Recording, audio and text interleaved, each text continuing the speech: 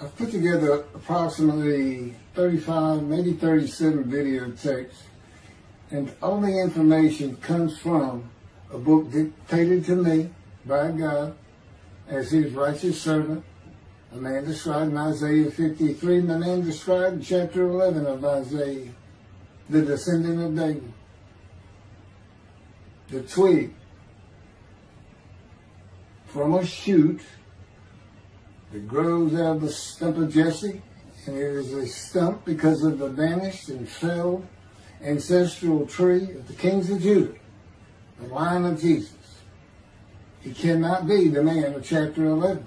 He's not the anointed one. He's not son of David. None of that's true. The other book, that book is called Isaiah 53, in the Day of the Lord. And there's about 3 chapters in those particular videotapes that come from the second book that we wrote not too long ago. He dictated to me. It's the story of my life. It's to show you how I fit the verses of Isaiah 53 with regard primarily to suffering, familiar with disease. So that would be wounded, and as it turns out, cancer. But the other words that you find in Isaiah 53, punishment, maltreatment, crushing, bruising, chastisement, okay, that is all in God's power. That's all in God's power, all those words. But the books are unpublished, shunned and despised, the kind of afflicted by God, plagued. Nobody understands it. This is so different than the Judaism the Jewish people have been taught. This Messianic era that will never occur. And we know it's not going to occur now once you believe who I am and how you cannot. After the mountain of evidence I have presented that is in those books, just as Moses today would have to say, well, look, I wrote Leviticus. You think I just came up with that? You think I just came up with all this information? That I know how God speaks through an angel and who that angel is? Moses walks by a burning bush that's not consumed. The angel of the Lord's in the bush and God speaks. I'm the one who explained that to you. I shouldn't have to go any further than that. God says the rabbis, the shepherds, they never listen to my prophet. They think they know everything. Well, I'm going to keep showing that they don't. This is primarily for the people who listen to them and not them. I don't expect them to ever respond. Because by responding, they have to say they've been wrong. Or that's just not what we believe. And so they won't change. The bottom line is they make money on it. That's the bottom line. God had me watch a video of Toby Singer just for this one purpose I'm about to tell you. He said, watch him raise his hand. He raises his hand to do his hair or rub his nose or something, and there's this big, fat gold watch. And that's just how you know this is a God of old. He said, look at that. Look at that. I said, well, he does dive. His skin dives, scuba dive. It might be a scuba watch. He said, that's no scuba watch. That's just a big, fat gold watch for everyone to see. And he makes his money on Isaiah 53. The guy said, at least that's how he really got going. I don't know. I know he has a radio show. But remember, I'm in the fire of refinement. Everything God does with me is to draw emotions, because I'm going to be emotionless once I get to Israel, for the most part. He'll let me feel what he wants me to feel. But nobody can get under my skin. You can't bother me. Even if I seem like I'm mad, it doesn't carry over to my insides. And I don't think about it any more than while I'm, as they would say today, on a rant, getting on somebody. But I bring his reckoning. I laugh. I tell him, you know what I am, don't you, guy? He said, I know you're a lot of things. I said, no, I'm the reckoning, and I am the wrath. That's what I am. He laughed. Holy Spirit laughed. That's what, yeah. I said, righteous servant, David the shepherd, Elijah, prophet like Moses. I like wrath. What's his name? Wrath. What does he do? He brings a reckoning. But anyway, I'm going to go through these early years of mine before God spoke to me. It's chapters 1 through 6. Chapter 7 is God speaks to an atheist, and I've already videotaped that. Walking with God, and something on visions and visuals. So the first chapter, this is what he told me to write down birth and tragedy. I was born in Bryan College Station, Texas on February. It's just in from the Holy Spirit, yes. Like you couldn't ask me before I started. Yes. Oh, this is only for the people who come to believe in me. I don't expect anybody who's been viewing these materials and, nobody's really subscribing, a handful, to be believed. Again, I can't imagine. I don't know what you people want. I don't know who you think's going to come to do something different. How are you going to know who David is? I mean, according to Judaism, there is no description of him. How are you going to know who he is? All this being presented, and I know Jewish people have seen it, only 60% of the views are coming from the United States. Now, I don't know that means 40% is coming from Israel. Probably not. You got Canada, that's be a big follower on my WordPress site. And really just all the countries of the world at one time or another have looked at some of this information as I wrote my blog, and the blogs became chapters. But I'm assuming some Jews have heard of what some man is saying he is Moshiach, and they're watching. Well, this is for those who come to believe. The people who want to be the witnesses, the many made righteous. By my knowledge, there are things I can tell you that God would have me say to you. So, this might be bored to tears with others, but it does show suffering, pain, and emotional pain, my background, and just who I am. Not just some kook out here. People say, well, he's hearing voices. Listen, as a lawyer, and I don't even do criminal law, I've seen some of these people who hear voices. I promise you, that's a person who should be hearing voices when you just see them and watch them for a couple of minutes. It's not me. Excuse me. Okay, I was born in Bryan College Station, Texas on February 21st, 1957. And that's interesting because that's the year the first satellite went up. Russia sent up Sputnik, which was really 3 different satellites, and altogether they were called Sputnik. That is considered the dawning of the age of the internet. Now, I've asked God, how did you select me? How did I be blessed with this and learning all these things with this crazy life that I've had? And but he won't answer me. He's gone poker. This poker guy, he's not going to talk. He's not going to change expressions or anything, or me getting an impression that he is. And so I tried to come up with it on my own, and that is where I started. I said, because I know how important the internet is to this. It's the only way to get things worldwide, and all the teachings that have come through it. I didn't know, I'm 63. I'm not like the young people who can just text messages without looking at the phone and all that. But he's taught me everything. He taught me how to set up Facebook, Twitter, you name it. He would just say, go to your computer, do this, do that. Commanded and directed to become very good at the computer and, of course, word processing. I'm a regular secretary, except I still henpeck with one finger. I used to. But God says that's to show you I have perfect use of this disfigured right arm. It just doesn't have muscle in it, and my shoulder's shorty. Anyway, I was born in Bryan College, and that's what Texas A&M University is. And my dad was attending Texas A&M when I was born. I graduated from there 22 years later, which is a story in and of itself. So I was born premature in the 7th month of my mom's pregnancy. I was born in February, and there were many complications. My parents were told I would not make it through the night, and they should just take me home. Mind you, this is 63 years ago.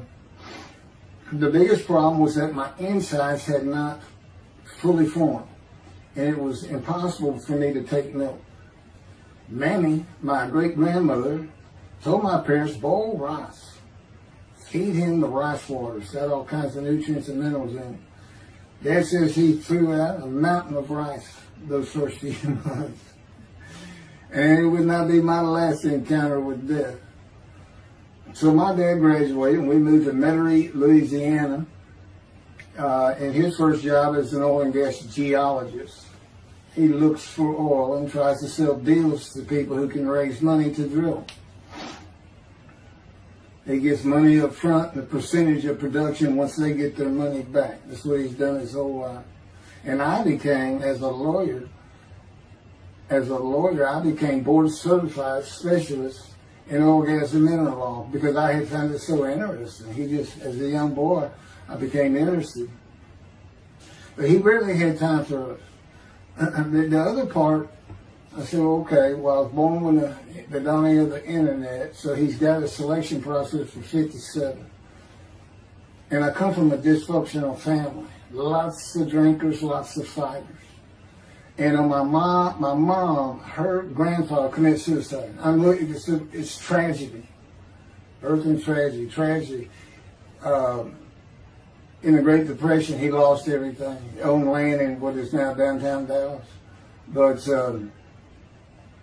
then when she was about 4 or 5, her mother went down to the market square in Crockett, Texas, small East Texas town. Everybody has their courthouse in the center of town, and there's streets on either side with stores.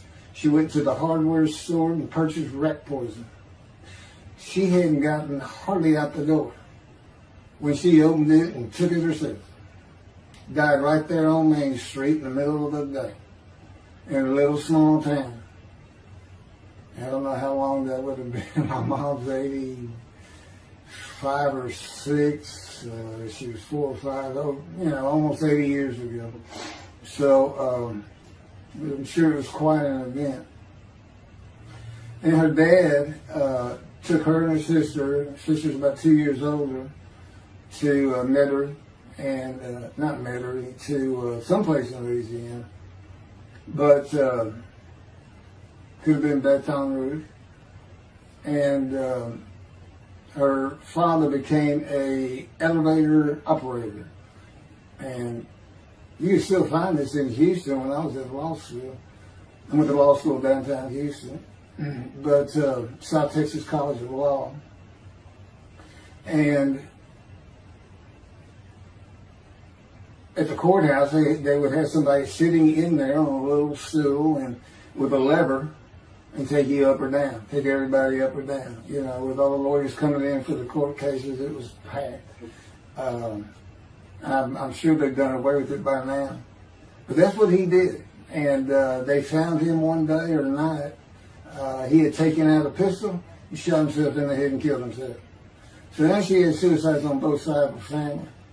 And her father's brother took the 2 girls in. He actually adopted them. And she was about 10 or so, I believe. She's with him out in some shack in East Texas. And, there's not even phone in this place. And he took a shotgun. And I'm sure he'd been drinking there, all known for it. And blew his head off right in front of her. I mean, that's all the circumstances I know about it. It doesn't sound like a good scene at all. But it scarred her for life.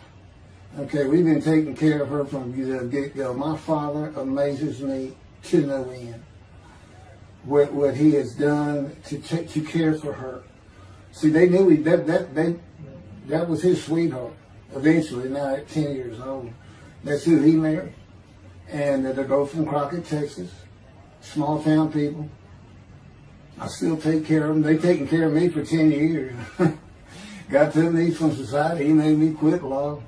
terminate my law license in Hawaii and Texas, and took me into poverty. I've been in poverty for 13 years until I just now filed for Social Security early. But I give them more than 90% of it to make up for everything they've given me for 13 years. While I'm in God's fire of refinement, learning everything I need to know. And I have learned much. There ain't any question.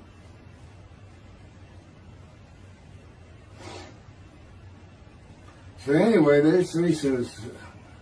There's 4 suicides right there. So it's a family of tragedy. You know, it's a tragedy of losing your entire family in the Holocaust and you're the only one left. It's not like that. Because God says, I just got things as close as I could. He says, I touched you in the womb to disfigure you, really for just one reason. Well, 2 reasons. One, it makes you identifiable. But it was so people would pick on you. I wanted people picking on you because that's what happens to young Jewish boys. Just for being Jewish. Just for having a disfigurement. People will pick on you. I told him since, I don't even really recall many people saying anything to me. He said, that's because you look like you crawl all over them. They did. And I did. I was always just say something, anything. It's just the way I was just angry inside. And God's taken all that away. But I can still go on a good rant. But, and then my mother in the 60s, young people may not know this, but that's when, you know, the Woodstock and marijuana, LSD, everything started getting big. And at the same time, doctors were just handing out pills left and right. Valiums, painkillers, Percocets, you know, just asking for it. They were writing scripts. And I know today they put a lockdown on that, but she got heavy into it and drunk all the time. I had to come home from school and stay with her. And she became such a different animal, a different person when she drank. She became a little girl. You know, and having your mom act like that and slobbering and, you know, going there to be Valium dripping out of her mouth with a bottle of booze by her. So it was an ugly scene. And so I came from a dysfunctional family, so I think God wanted that. And He's there with me from my first year to make sure that I live a life of suffering. He orchestrated many of my wounds. And He's taken me back in vision to see these things. And His visions, one thing you don't pick up in the Bible, when I say Bible, I'm talking about the Jewish Bible, the Hebrew Bible, that's not, unless I say otherwise. Which is like when God says, my peoples. If He just says my peoples, He's talking about the Jewish people, the chosen. I mean, He may say the peoples of Moab, or just by the context, you know, He's referring to another group. But that comes up all the time. So, to add to that, she tried to kill herself a few times. And when I was 10, my dad was at a Texas A&M game in Dallas. And I know it was 1967, so I was 10 years old. Because I'm very familiar with that particular game. It was against Bear Bryant and Alabama Crimson Tide. And he had coached at Texas A&M. So, as you can tell, me and my dad are big Aggie fans and football fans. But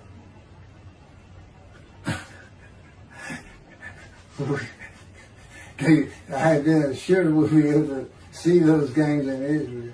Somehow my face checked them. He said, we'll get it. That's the Holy Spirit. We'll get it. I said, he's so funny. I don't know where my sister and brother were, but I heard some noise and I went down about 1 or 2 in the morning, and our stairs curved, and there was a little bay window cut out, and I looked down out into the living room. She's laying newspapers out, and I just sat there watching. I didn't know what to do. And she got down that paper and took out a butcher knife, not a razor blade, a butcher knife, and opened her wrist up. And this happened again years later when I was in high school. She opened her elbow up, and that was god awful. I don't know. But before she bled out, my dad opened that door. I sometimes think she knew he was going to be there soon, would probably save her. But it didn't look good, and I hated myself for not doing something. Maybe that's why I was so angry. Anyway, because I didn't do anything, I just sat there. I couldn't move. I don't know. I don't even know what I was really thinking, really. But I can't. What it did is it told me how much her uncle blowing his head off must have done to her. That must have really hit you. I had nightmares my whole life, but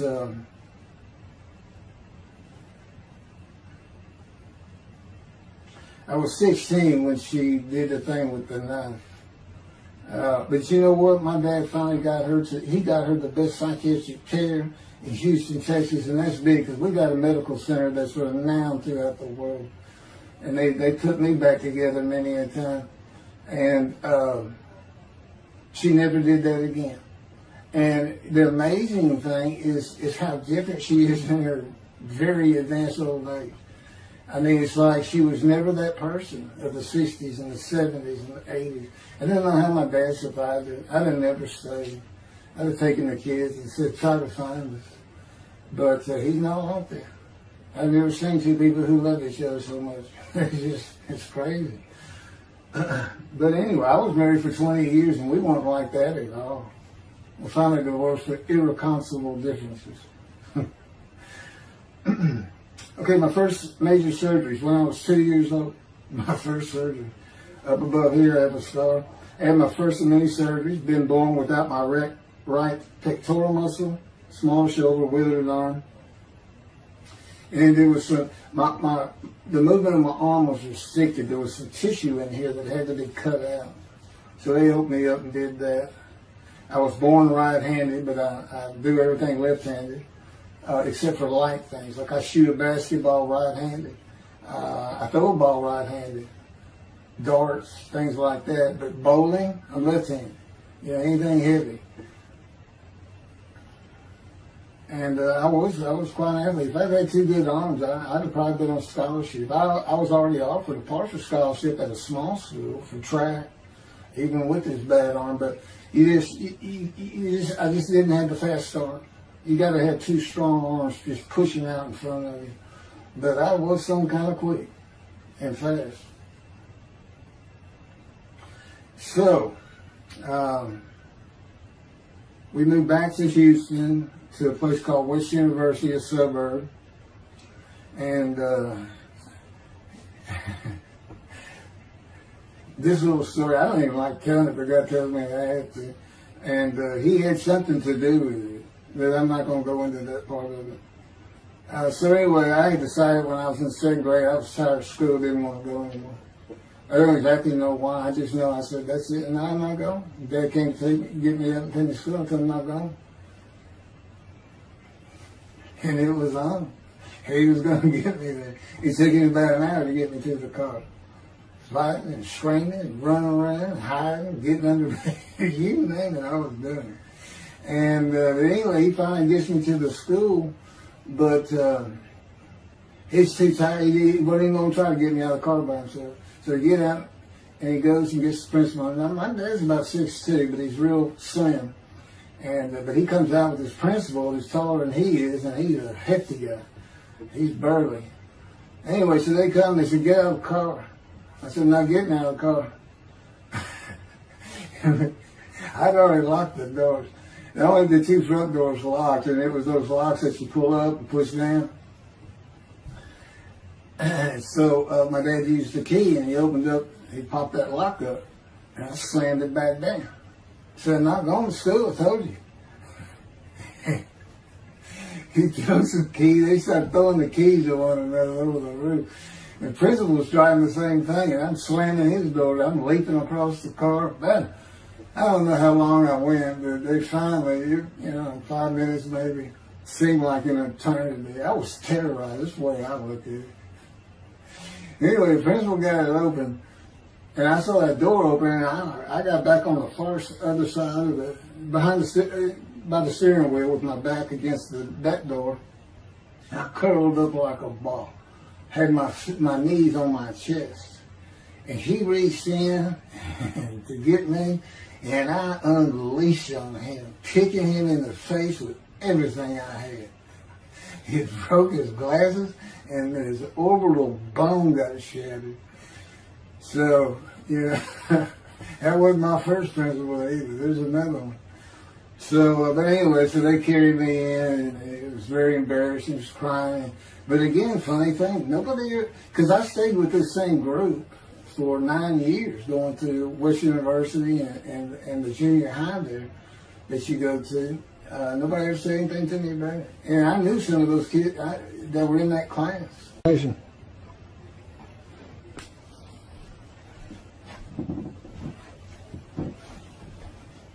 My camera only goes for half an hour.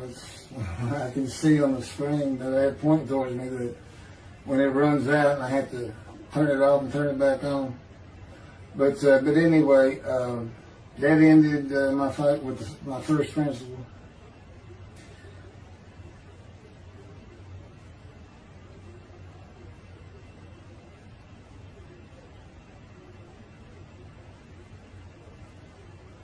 Yeah, here it is right here. I just got to have me put these together. In the 10th grade, the principal of the school told me to cut my hair. You know, I had long, blonde, wavy hair, well past my shoulders. Again, this is, I graduated high school in '76, and this has been junior high, so it's in the early '70s, but it felt like the '60s still. And I kept in a ponytail. It was neat. It was a school-wide policy. I think I was one of the last people to cut his hair. I was hiding all the time. I was always on the alert for the teachers that would turn you in. But I went and got it cut. I told the barber right at my collar. Sat there in the chair, cut it right at my collar as I was instructed to do. And then I was commanded to return to the principal's office. And so I presented myself to him. I sat down in the chair in his office, and he gets up, walks behind me, and grabbed me by my hair, back of my head, and jerked my head back fast. And said, "It's still over your collar." Now, I don't know if I did a backflip out of that thing. I can't really recall. But what I do recall is it took 3 people to get me off of him. And I was permanently expelled from school, which ended up me leaving home. It wasn't a runaway. I'm just out of here. I'm tired of everything and everybody. I ain't going to school ever again. Hate's still always there. That was me. And they had to pull me off of him. I understand through a friend of mine, he said, "You know, my brother went to that school. He has some stories about that guy." So I said, "It wasn't me, it's him." Second major surgery came when I was 12 years old to try and repair my right knee and just below it. I was running full speed in a field. High grass and weeds with a family dog. And God says he had something to do with what the dog did. For no apparent reason, just suddenly he was running at my side. And he just bolted, he just stopped going straight to the heart of the left and went right between the legs. I go sailing in the air, and I came down on my knees, except my right knee came down on a broken Coke bottle, Coca-Cola.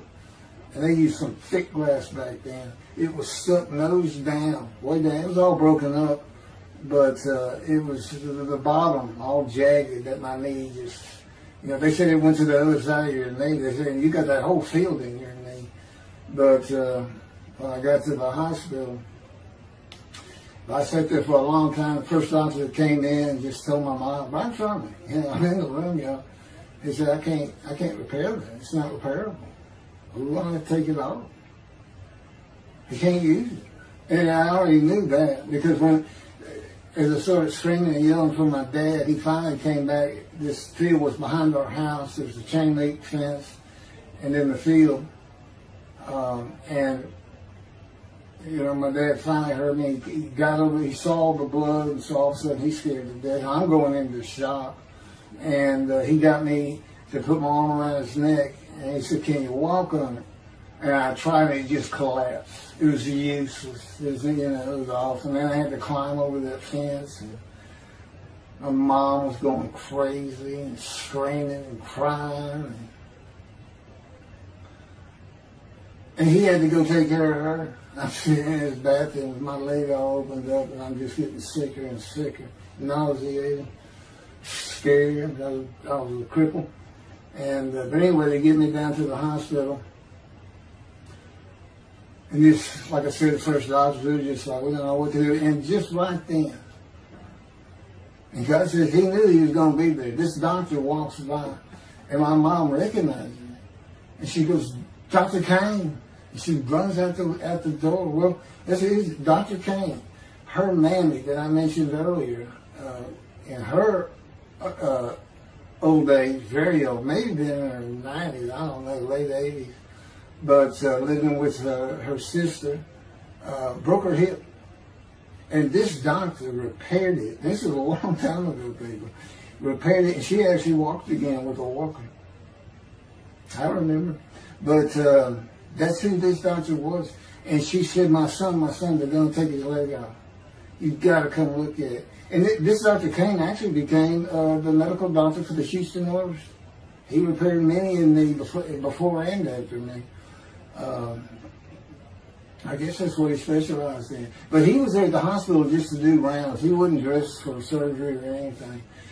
But he came in that room, and I mean, he was livid when he looked at my knee and knew how I'd been there for like 5 hours at this time. And he just started barking orders about getting me prepped for surgery, and he takes off to go get prepped. And they literally ran me down to surgery in a gunny. I mean, they were trying. This kind of fear he put in everybody. Anyway, I was in the hospital for weeks, and I woke up with my leg. I was glad of that. They had a cast from my hip to my ankle. And he told me, when I finally was being released, he said, if you put any weight on that leg, you'll never walk again. So, I can't remember, 6 weeks. I don't know how long it was that I had that cast on. It wasn't my first cast, it wasn't my last. Or maybe it was my first. Maybe it wasn't my last. That's another story. We're not getting very far. There's 6 chapters. I'm barely getting through the first one. But what I'll do is I'll just do 6, just like I did with Isaiah 53. I did 6 or 7 videos, 7 I think. But then I joined them all together and put it as one video, the definitive commentary of Isaiah 53, which comes straight from God, by the way. I mean, you can contest what I'm saying all you want, but it makes perfect sense. For the first time, Isaiah 53 is explained. And how did I become the smartest religious Jew in the world who can see that? And what the wounding and the punishment, everything's about, and how it's really, in some ways, a snare for the Gentiles for the day of the Lord. Because he knows he can take me and just decimate any argument they want to put forth. You know, in particular, I'm blemished. I'm the Antichrist. In that I am exact opposite of Jesus Christ. Okay, he's so smart, he was teaching synagogue at 12. Supposedly he was a perfect, beautiful man. I'm disfigured. You know, I'm not bad looking, but I'm not, I'm not Brad Pitt or anything. Anyway, and sinner, I wasn't a habitual sinner. I was a good person. I was good to other people. I was very compassionate. I said there was already a lot of humble in me. I didn't laud myself and the things I could do over others. Like being the fastest guy on top 5 at school and the fastest in the neighborhood. I didn't brag on myself. But as he took me back through my life and informed me when things were sin, it just seems like I touched on all of it. And if murder in your heart is actually committing that sin, as the Christians say, I don't really go with that, but then there's really not much I've missed. So I'm a sinner. And, all Jesus can say is, well, I'm a sinner too. I'm lying. All you got to do is read the scripture in the Gospels. You see where I'm lying. That's easy. And I came from the banished line. I thought I was the man of Isaiah 53. I thought I was going to be exposed to death, but given long life. This is what he would tell you if he was here. He said, but you know what happened? They crucified me. And on the cross, I realized I'm not that man. This isn't exposure to death. This looks like a sure thing. Father, Father, Father, why have you forsaken me? That's Jesus Christ saying, I'm not the man of Isaiah 53, and I just figured it out. That's what that is. I ask God sometimes, you sure you didn't have that written? Why on earth would they write that down? They forget about it. We people just thinking me. That's what it's about, Christians. They got their way. They can explain that being counted a sinner means he got crucified with the sinner beside him being crucified on each side, left and right. So there's three of them, so he's counted a sinner. Okay. You know, it's supposed to be descriptive. Don't be able to find a person to do. You might tell Judaism the same thing. You know, this is to find somebody. It's not the people of Israel. They're all kinds of people. Now, we're looking for a guy so God can have a Moses. Why? We have a new covenant. Why? It's the day of the Lord. Why? Jeremiah says so. That's why. It's so easy. The lamb blooms again.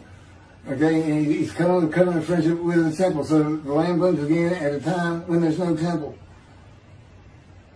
Jerusalem's going to be rebuilt. It's a metropolitan today. This is no Jerusalem of antiquity. The old city might be too big. And I'll make a new covenant with you. I'm going to forgive all your sins and remember them no more. That will cause Torah to be written on your heart. It's a metaphor.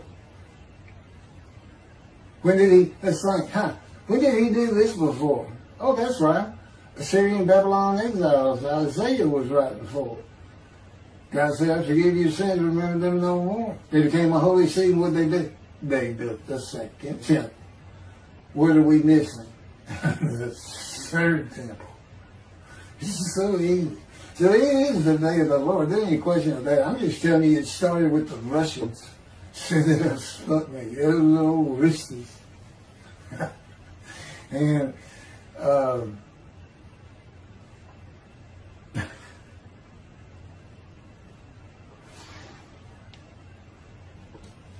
he's bringing the covenant, but he's got to have a Moses. He said, send a prophet like Moses. So he was saying, it's Joshua. No, it's not.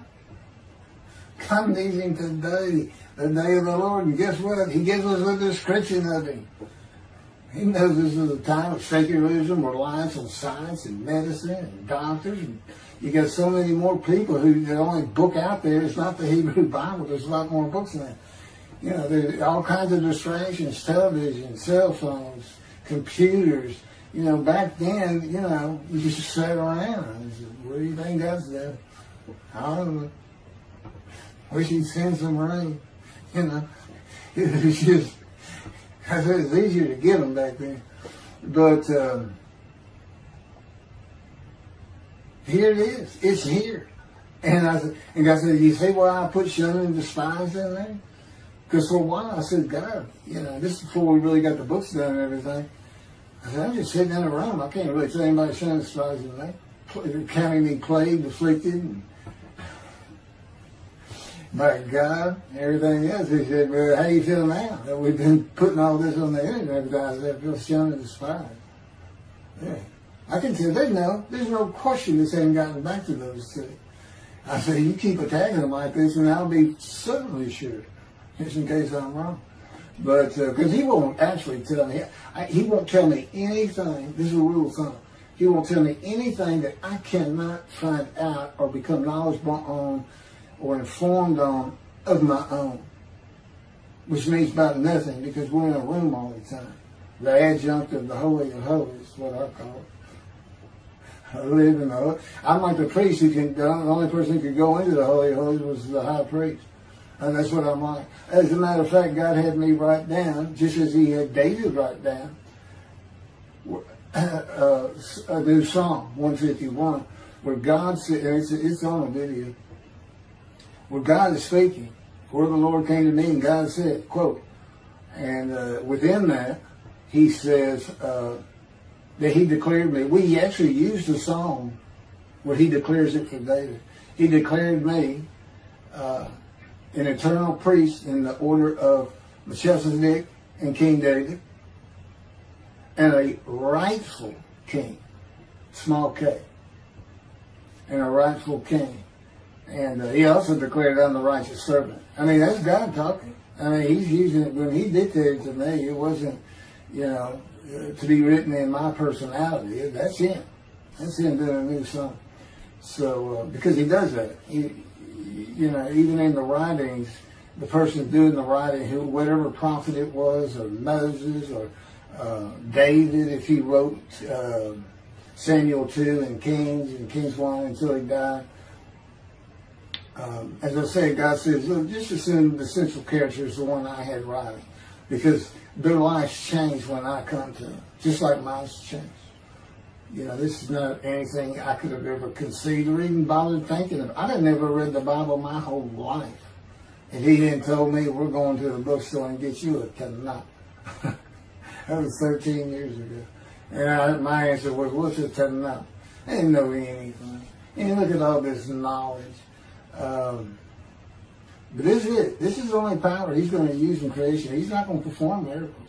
He's not going to have me performing miracles. And he's not. He said, the only power I'm going to use is on you. What I can get you to do. He said, I can take a Gentile Texan and take him to Israel and get my temple built. Okay. He said, because that's what you say to God all the time. Okay. And one night, I hadn't even read Isaiah 53. He didn't come to me and just say, offer yourself for guilt. I crush you with cancer. It was me that did. That's not, I wouldn't have known what he was talking about.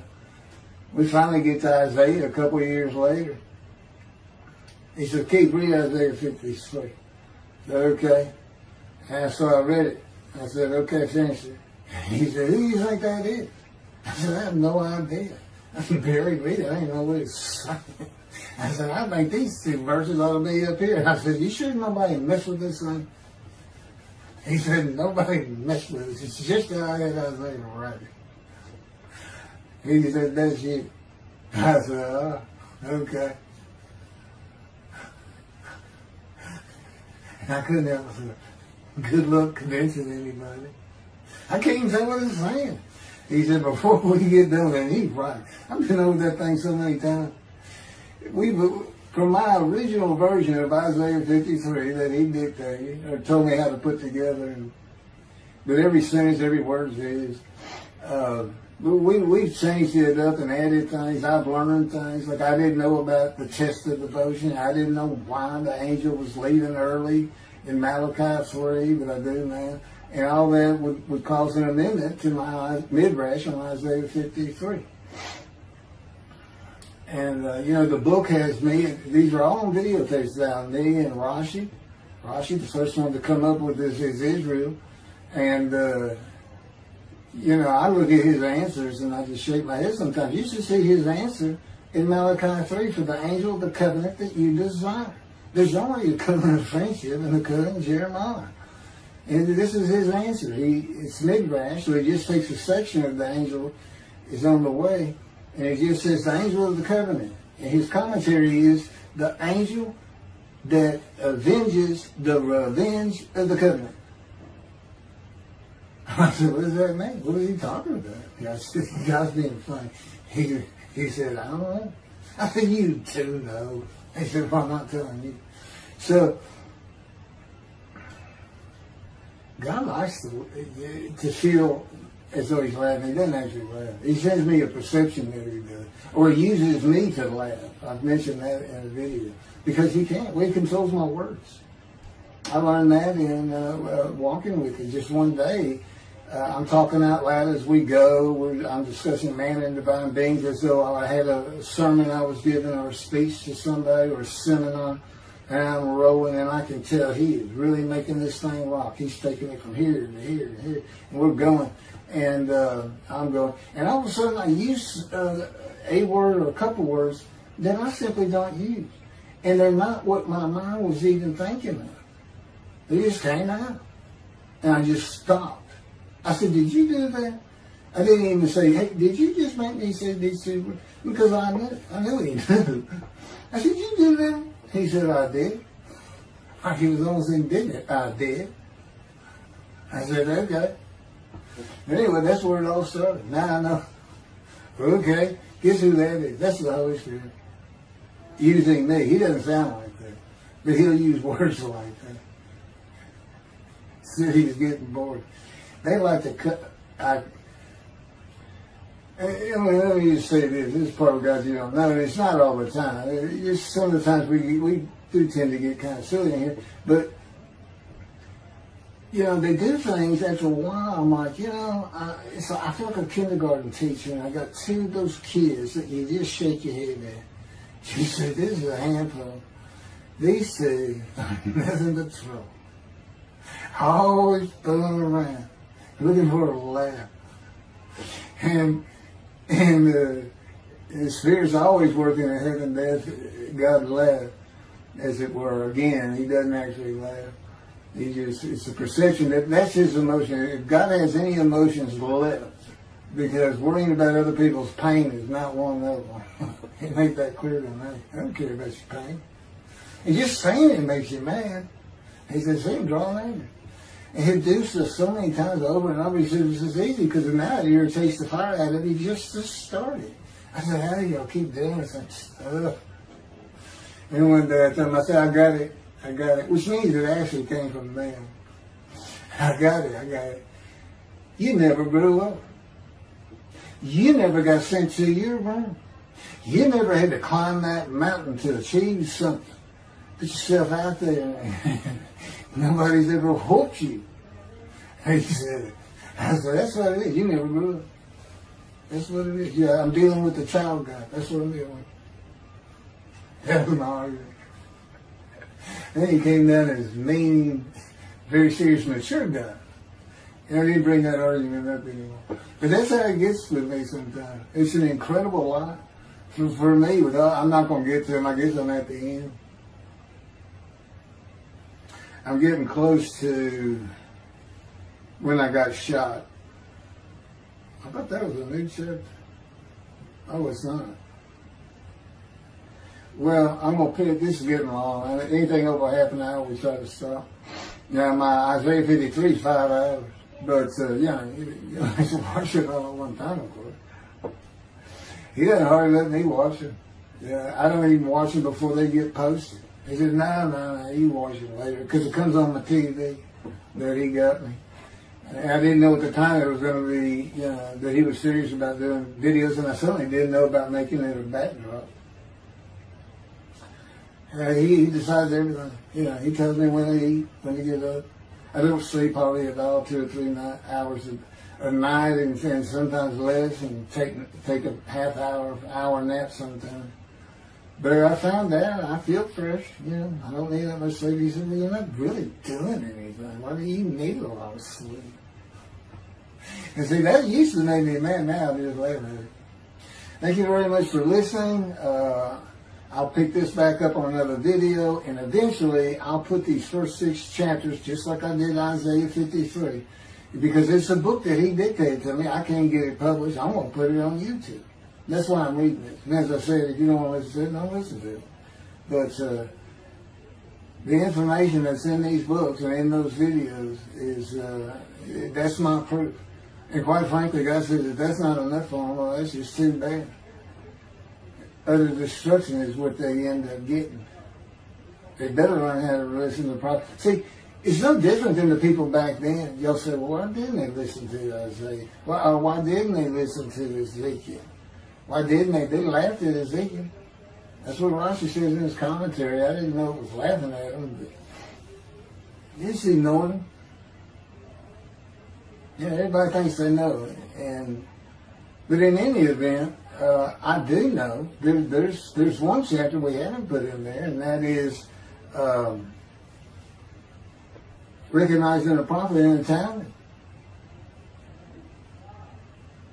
It says Moses vouched for Joshua so he didn't have to be tested. Now, the problem with all that is, and I think why God hadn't had to put it on video, is that they're looking for a seer, somebody who can see the future. But see, that's antiquity. I mean, that's not what you're looking for today. Moses wasn't a seer. And none of the prophets were seers. They just wrote down what God told them to write down. God's the prophet.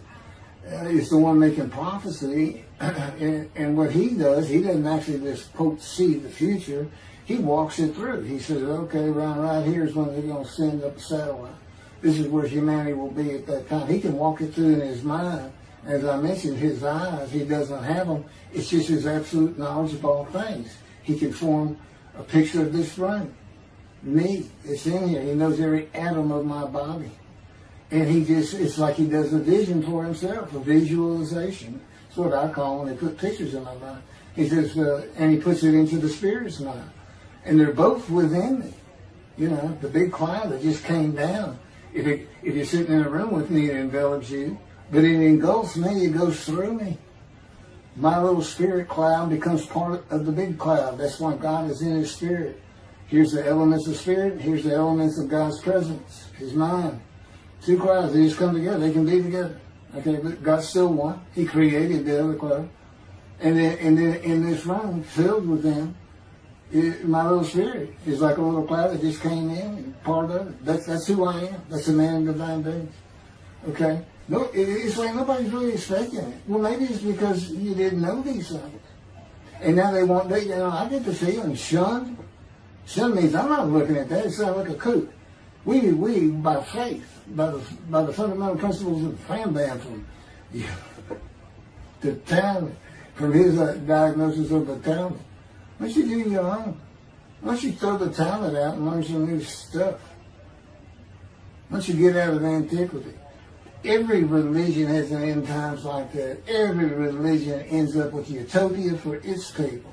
Everybody. Well, don't be like everybody. You're the Jews. Throw that out. Let's get practical. Let's have God in our midst again, in that man like he was in Moses. Let's point at him and tell the Christians that is the man of Isaiah 53. Here's what it's about. God says he's coming back. He told us we're not waiting on him like you. He said when he was coming back, he false prophesied 5 times. He ain't coming back. He wasn't who he thought he was. He told us on the cross. I'm not the man of Isaiah 53. He tells us. What else was he doing? Why did you say me? I'm about to die. What do you think he's talking about? What do you think he's thinking about? You're not supposed to die. He thinks he's the man of Isaiah 53. So do they. It's just mind-boggling because I'm the man. And there's nothing about me that says Jesus Christ. Nothing. You should hear me cuss God. I cussed him trying to die. I begged for death 1,000 times. He said, it's not been 1,000 times. I said, it's been hundreds. He said, well, that's true. You have cursed me more than any man in the history of mankind. And he said, and you did it face to face. And I said, you shouldn't make me so mad. He laughed, y'all. He laughed. When I'm cussing him, he makes him mad. And oh, you're kidding, that story? He gave me his perspective. This is what he did. He said, Keith, imagine you created ants. And ants are living beings. In other words, they can think and they have emotion. Okay, you get a great big ant farm over here in your room. Okay, you decide you're going to get one ant to get all the other ants to do stuff. But you got to get him ready. And you get him ready the way I'm getting you ready. Now, he's mad at you. Right? I said, yes. Yes. And he said, now, imagine, I'm always laying in this bed. I got a big table. It's got a microwave on. I put my computer on. I got a big fan I like to have on. And he said, look over at that table. Now, imagine that ant got loose. And he is crawled up. And he is standing on the corner of that table. And he is giving you the what for in ant language. I mean, he's going. And he's turning around and shaking his butt at you. And he's cussing. And all this. And all you got to do is go bump. And he's gone. I said, that's funny. And it is. And that's how he, that's what it does to him with me. The spirit will rile me up. I call him the troublemaker. Troubler. He's so funny. But God's so humorous. There's a difference in their humor. Okay, that wraps up. I'm told that does wrap it up. I'm going to pick up a gunshot. I guess it was forcing the accident to my knee. They ended up opening me up from between my breast and my pelvic bone, and now it's been 3 times. and eventually, the lung cancer, and colon cancer, and skin cancer. But the lung cancer is when they told you should have died from the colon cancer. He said, but this is it. We can't treat that. It's too advanced. You're gone. And prepare to die. That was 20 years ago when the planes hit New York. It was the planes hitting New York that got me up off the ground one last time to see one more doctor. The life of God's righteous servant of Isaiah 53, chapter 3, gunshot. Shortly after I recovered from my knee injury, I moved to Fort Lauderdale, Florida. I was not happy about it at all. It turned out to be a lot of fun. I made some great friends to celebrate my 13th birthday. My only injury in Florida was having my front teeth shattered and knocked out, requiring caps, which was more of an ordeal than I would have imagined. We returned to West University in Houston after 2 years. My mom was not doing well at all, and it was getting close to her second suicide attempt. I was back with my old friends and did not have much supervision from home, and I failed ninth grade. I made my own decisions, and I rarely listened to others. After being set back a year at junior high school, I made a few new friends, which led to my next serious injury. My best friend was a Spanish Italian whose father was from Sicily. And he kept a machine gun in a violin case in his office at the restaurant he owned, where his son and I were waiters. It was called the Godfather. My friend was the best pool player I've ever known or played with, an absolute natural. I will call him Antonio, but that's not his real name. Antonio's girlfriend was a Jewish girl. I will call her Rebecca, but that is not her real name. Antonio was a Catholic Christian. Rebecca did not practice Judaism, and Antonio did not go to church. I was a confirmed atheist, and we never talked about God or Jesus. Rebecca's father had foreclosed on a ranch about 8 hours from Houston outside of LaGrange, Texas, Fayette County. LaGrange was famous for the Chicken Ranch, which was an illegal brothel that operated from 1905 until 1973. The business served as the basis for the 1973 ZZ Top song, LaGrange, and the Broadway musical, The Best Little Whorehouse in Texas, as well as its 1982 film adaptation. T.J. Forney was known as the meanest sheriff in Texas. In the coming weeks, I would be interrogated by him outside of Shock Room 3 at Denton Hospital in Houston. This is an excerpt about him from an internet article. It was the most one-sided Texas battle since the Alamo, as 100 citizens watched disbelievingly in the dusty little town of LaGrange, their beefy sheriff, T.J. Forney, reached into a black 1975 Continental Mark IV and began to shake, by his $300 suit, Marvin Zindler, the star consumer crusader of Houston, Texas. That's from People, June 17. Next, the sheriff tore off Zindler's blue-white toupee, waved it in the air, and then finally ground the rug under his cowboy boots. Behind Forney's fury was the fact that on Zindler's last assignment in LaGrange 18 months before, he had filmed an expose, which resulted in the closing of a critical part of the local economy, the Chicken Ranch, a legendary body house. Antonio, Rebecca, and I first went up to the ranch in the summer of 1975. It was a small ranch house and small lakes with horses roaming around loosened pastures. We decided it'd be fun to try and catch one of those horses and go riding. The next time they went to the ranch house was in Rebecca's father's Mercedes Benz. Two-door convertible Mercedes Benz. I sat on the hood of that Benz with a lariat while she tore through fields trying to run down a horse for me to rope. The horses could turn too fast, and we never got close enough for me to rope one. What we could and did do on the next trip was bring guns. A 30-30 rifle, shotgun, and two 22 caliber pistols with holsters. As a backdrop, Antonio and Rebecca had broken up as boyfriend and girlfriend, and her attention had turned to me. I did not believe that caused any friction between Antonio and me, but it sure had. It did not seem to be a source of animosity of Antonio towards me in any event. On October 5, 1975, we were all back at the ranch having a great time. Tony and I were shooting at cans with our pistols and practicing a quick draw from the holsters. We were standing shoulder to shoulder, about 3 feet apart, and he was a little forward of me.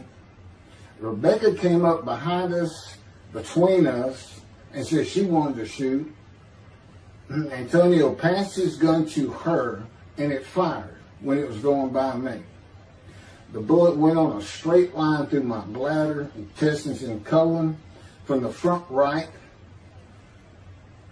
and lodged in the back of my left buttock in my backside. I could see the trajectory in my mind. I fell to the ground, and Antonio fell on top of me, rolling me over and over. I think he was looking for an exit of the bullet. I told him to get me to a car and get to a hospital. Felt like Babe Ruth had swung a bat up between my legs. I never once thought of God. On the big ranch, there are several gates for different sections of land and different purposes, usually with chains and a lock. When we got to the first one, I told Antonio, drive through it. I told him to ram it. I knew I was dying, and all I could think of was, you have got to hurry. I didn't panic, but I had never been so afraid and had never felt fear like that again to this day. Sometimes I think I have forgiven Antonio for accidentally shooting me, but I had not and cannot forgive him for stopping at those gates. I'm still mad about it. I was seriously angry at him. We got to the LaGrange Hospital before noon on a Sunday. They had to call the doctor to come in. I asked the nurse for something for pain, and she told me my vital signs were too low. That if she gave me a shot of morphine, I'd drop dead right there. It would kill me. No pain medication. The doctor came and looked at me and said there was nothing they could do there.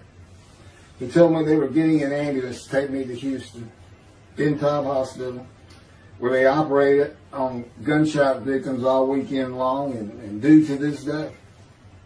It's a trauma hospital. Many young doctors from Baylor University, all around the state.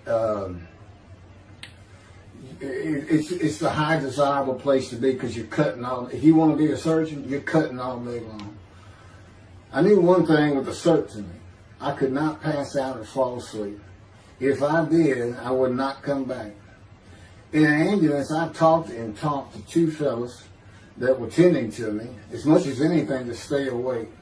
I asked them such things as what it was like to be married, graduate high school, have a career job, but my mind repeated over and over, you have got to hurry. We arrived at dusk.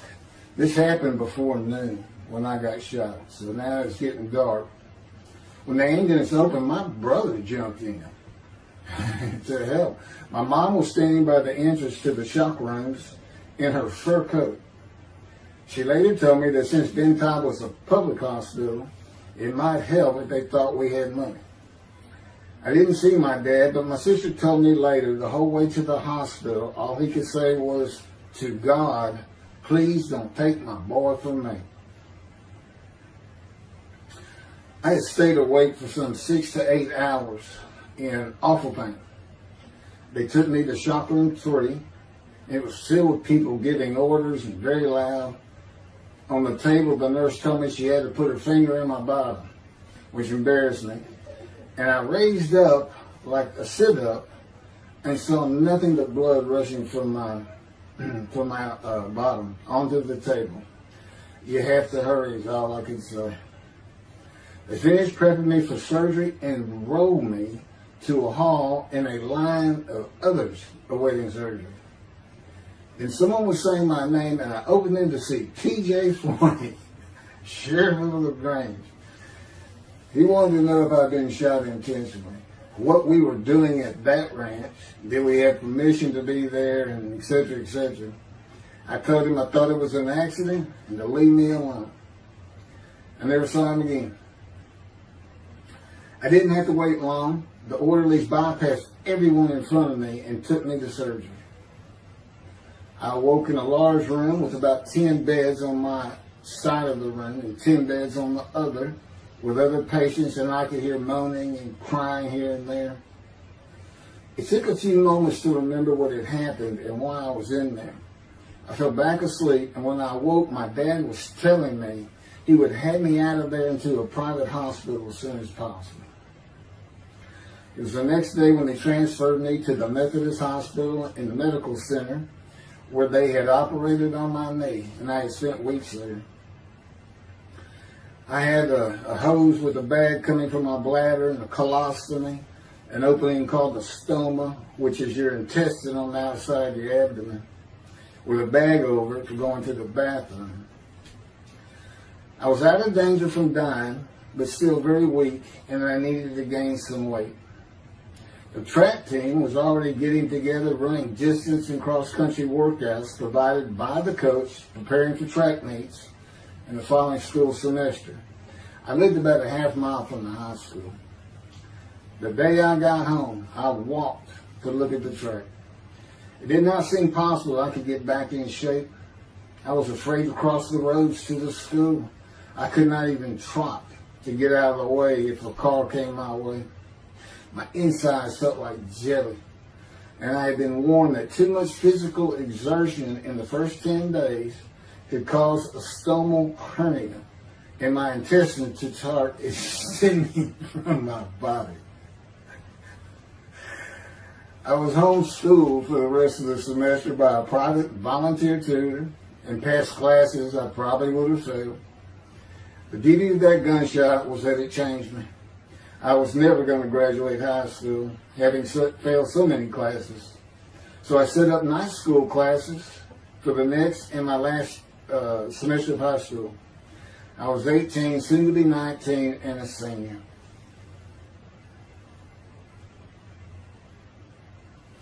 Chapter 4, College and Law School. Before the summer of 1975, one of my best friends on the track team, who threw the discus and shot put in field events and was a senior, told me he wanted to do something big the coming summer before starting college at Louisiana State University, LSU. I was only a junior and I had no plans for the summer. He mentioned this to me, and I began thinking about how long it had been since I had been to Colorado. My father, who had really good years and many so-so years, depending on how the oil and gas industry was doing. And when I was in junior high school, he had sold some prospects that completed a few wells and had purchased a condominium in Pagosa Springs near Durango, Colorado. My friend's name was Keith Miller, and I called him Miller. He had given me the name of Say Babe. At one of our night track meets, I was running the 330-yard low hurdles, and the last turn was behind bleachers where the officials lost sight of us for a few moments. A runner to my left veered out of his lane into mine and took my hurdle, and I had to slow down and go around it, yelling, "Hey man, that's my hurdle." I wasn't happy. I do not remember how Miller knew what I had yelled, but he was probably on the football field inside the track working on shot putting biscuits, watching me run and hurting me. I did not really know him very well at this time, other than he was the popular senior who knew everyone, in stark contrast to me. On the following Monday, I was walking down the halls between classes, and coming in the other direction was Miller, though I did not see him. Then as he was passing me, in a loud voice, loud enough for everyone in the entire hall to hear, I hear, "Say, babe, that's my hurt." Hence, say, babe. That began a really good and fun friendship, and I got to know the class I should have been in if I had not failed ninth grade. And because I was Miller's friend, I was immediately accepted by anyone he introduced me to. I found out about 40 years later on Facebook. I looked him up and we friended that he's Jewish, and particularly because of his brother. He's got an older brother, and they look just alike. They live up in Oregon. But I did not know that. It's not something we ever talked about. Just didn't think about it. I'm sure he wasn't observant at the time.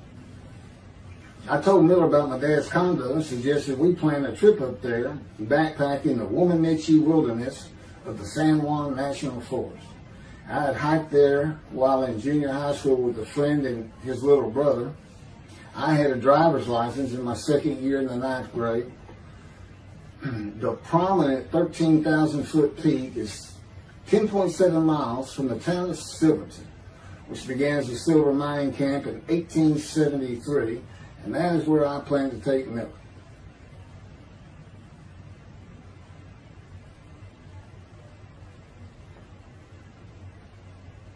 So Miller and I take off. We use his car. As I said, he was getting ready to graduate, and his dad had bought him a Toyota. I can't remember the name right now. My dad's condo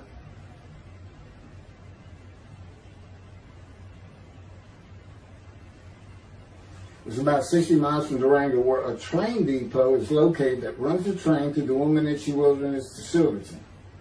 The train is an authentic, narrow-gauge, steam-powered, coal-fired, scenic railroad train ranked one of the top 10 scenic railroads in the world. It's something else. It stops twice in the same places to let off and pick up hikers and backpackers in the Animas Canyon of the Womanichi. At top speed of 18 miles per hour, it takes the train 3.5 hours to travel the 45 miles from Durango to Silverton. Now here it is. Miller had a new Toyota Celica. And after a day and late into the night, we made to Pagosa, slept, and we're at the train station before the first departure the next day. I don't know what the problem was, but the train was not going to run that day. So we couldn't get to where I wanted to take him. It's just too far. We decided to get a hotel in Durango and just head down the train tracks into the wilderness and explore an area I had never seen in with the maps. We got lost. And at one point we decided, let's just put these backpacks down and you go that way and I'll go this way. Well, we did that. We met back up, and then we couldn't find a backpack. And we did finally find them. We slept that night, and we had a big black bear episode because we had left some food out on the ground, which we shouldn't have done. And but anyway, we ended up making it back, and we had one of the best party nights I've ever had in my life. We hit the main street in Durango, which is a tourist hotspot, and we hit every single bar. You could drink at 18 back then. It wasn't 21 as it is today. And we did. We made sure it was like a go. Okay, let's go to every one of them had at least one drink: shot of whiskey, Boilermaker, beer, whatever. I can't really recall other than I knew I had been drinking the night before when I woke up. But we did. We hit both sides of the street. I don't know how long it took us and how many drinks we had, but we just had a lot of fun.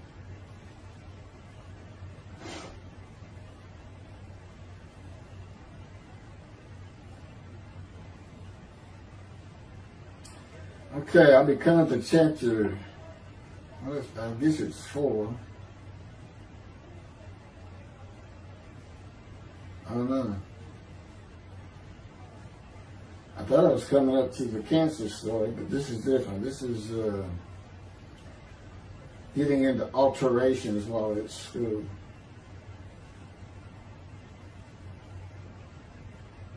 So anyway, I was shot on October 5, 1975, and by early December, so it was October 5, and then in early December, I had surgery again to put my intestines back together, which was, it was dicey. They kept telling me, we don't know if we can reattach.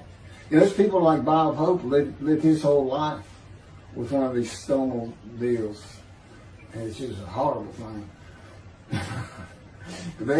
It was successful. They put it back together, and they removed my bladder tube. The girl next door, who I had never talked to other than to say hey or hello, and who also went to high school with me, had been coming over daily, and she agreed to be my girlfriend when I asked her a few months later. I did my night school and graduated last in my class, or close to it, of over 400 people. In late December, I began running with the track team. Now, I had surgery early December, and I already got out there with them, which was difficult. Pulling 2 tires on the cinder track, it was a rope, 2 tires, and you put a harness around your waist. I had to put mine high up on my shoulder. On the cinder track for a lap and a half, 660 yards with 2-minute intervals, 6 times was the toughest. My speed and quickness were still there, but distance running and my endurance, it took quite a while to come back. In early February, just about 3 months after being shot, I won my first 120-yard high hurdles race at a track meet that was fast enough to qualify at the upcoming district track meet for the regional track meet. Winning at the regionals would place me in the state track meet. I was fast, but my disfigured right arm really held me back. Then my heart was broken, and I cried for the first time since I was a child, best I could remember. My coach, who really liked me, he understood the effort I had put in to get back in shape. Called me to his office, and I knew something was wrong. He told me I could no longer be on the track team. I had too many semesters of school to be eligible according to the eligibility rules. It was because I had failed 9th grade.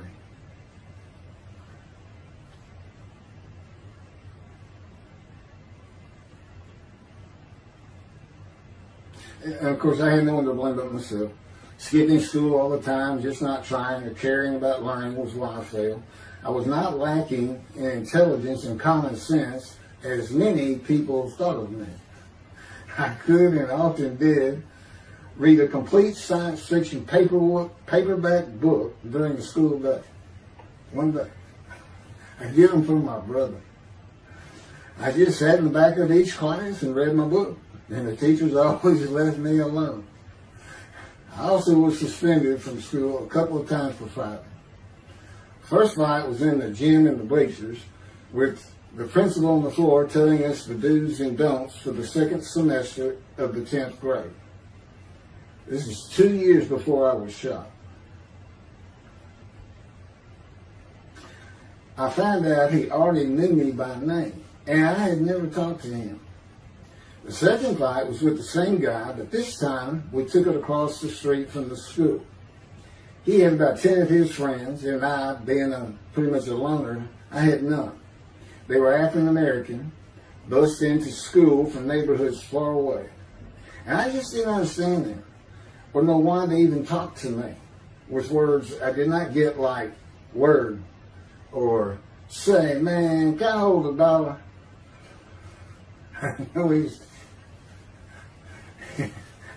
That is what started the fight in the bleachers.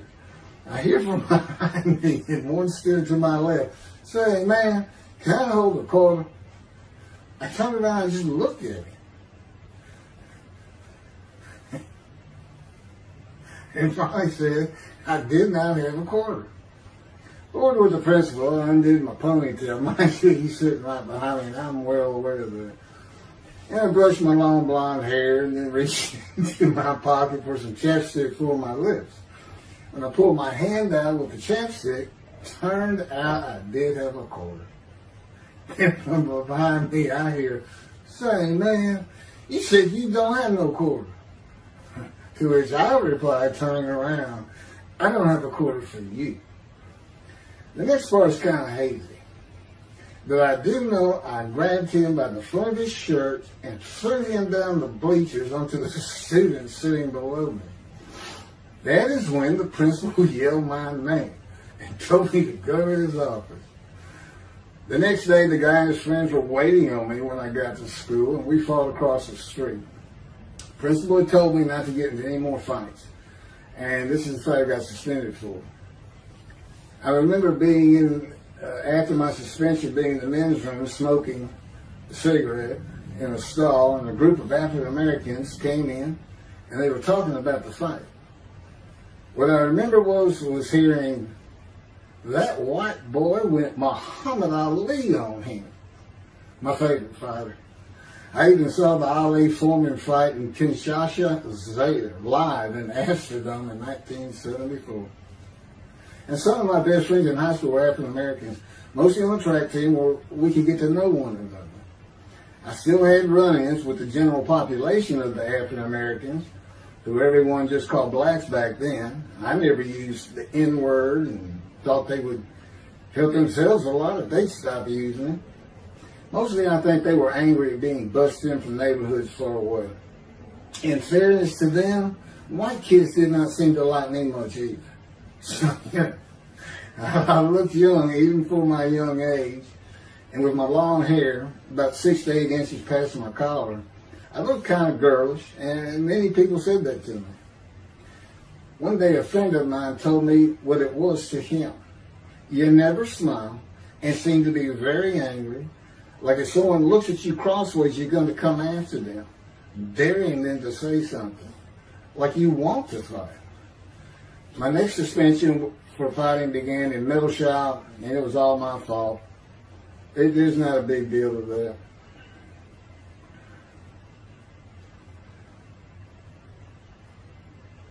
The last fight I was ever in came right before I was gunshot at the ranch.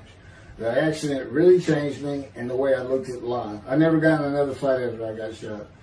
It took some of the fire out of me.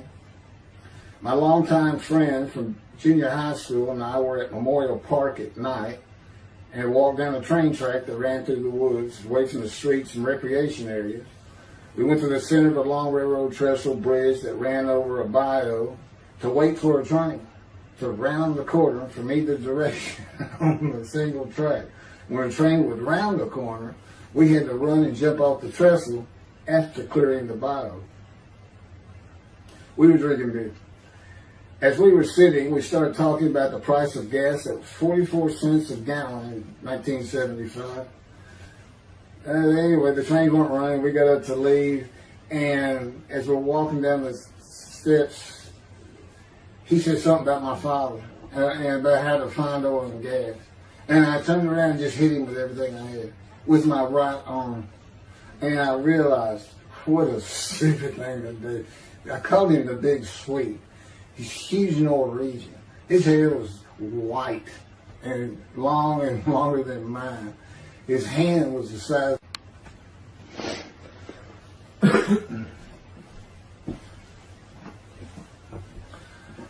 And I had nowhere to run. That was the really dumb part of it. I mean, I couldn't move. I couldn't use my quickness. I couldn't box as I had with the fellow across the street. And he just took one big swing. He's very athletic. Coaches all wanted him on the high school team, but he didn't want to. Football team. And but anyway, he hit me just one time. That was the whole fight. It was just 2 hits. My measly hit with my right arm. I let it fast, And I hit him when I wanted to hit him. Well, I say that. I didn't even think about it. But he just about knocked me senseless. I mean, I saw red. And so anyway, that was it for our friendship. We just, although after I got shot, he and I got back together a little bit. But by that time, I had met Denise next door. And I wasn't going to be going out drinking beer at the festival anymore. I was going to get serious, and that's when I set up my night classes and everything. The big Swede.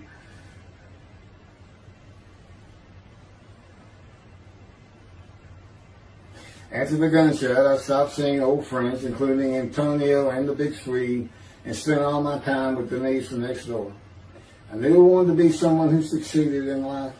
My dad always told me when he was angry with me that with my smart mouth, I was never going to be anything but a ditch digger or a lawyer.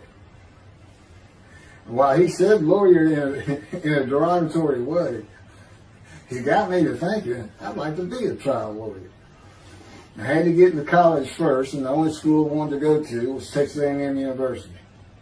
Anyone who had ever known me would tell you that I was not even close enough to being smart enough to go to any college, much less Texas A&M. I would tell you I had never applied myself to the task of learning. Texas A&M denied my application. I called them and pleaded and argued, and finally admissions said that if I came for the summer semester of 4 classes and maintained a B average with no fails, they'd let me in. I did it, barely. I almost failed calculus and got a B. Just a quick thing on Texas A&M, because it relates to World War II, which always makes me think of the Holocaust, and how many Aggies were involved in that. Texas A&M enrollment began on October 2nd, 1876, and admission was limited to white males, and all students were required to participate in the Corps of Cadets and receive military training. Many Aggies served in the military during World War II, with the college producing 20,229 combat troops. Of those, 14,123 Aggies served as officers, more than any other school, and more than the combined total of the United States Naval Academy and the United States Military Academy. During the war, 29 A&M graduates reached the rank of general. Texas A&M is more than a great university. It's the home of the Aggie family with a long history of spirit and tradition. And I'm going to pass through all that. You can read, I got all this from Wikipedia.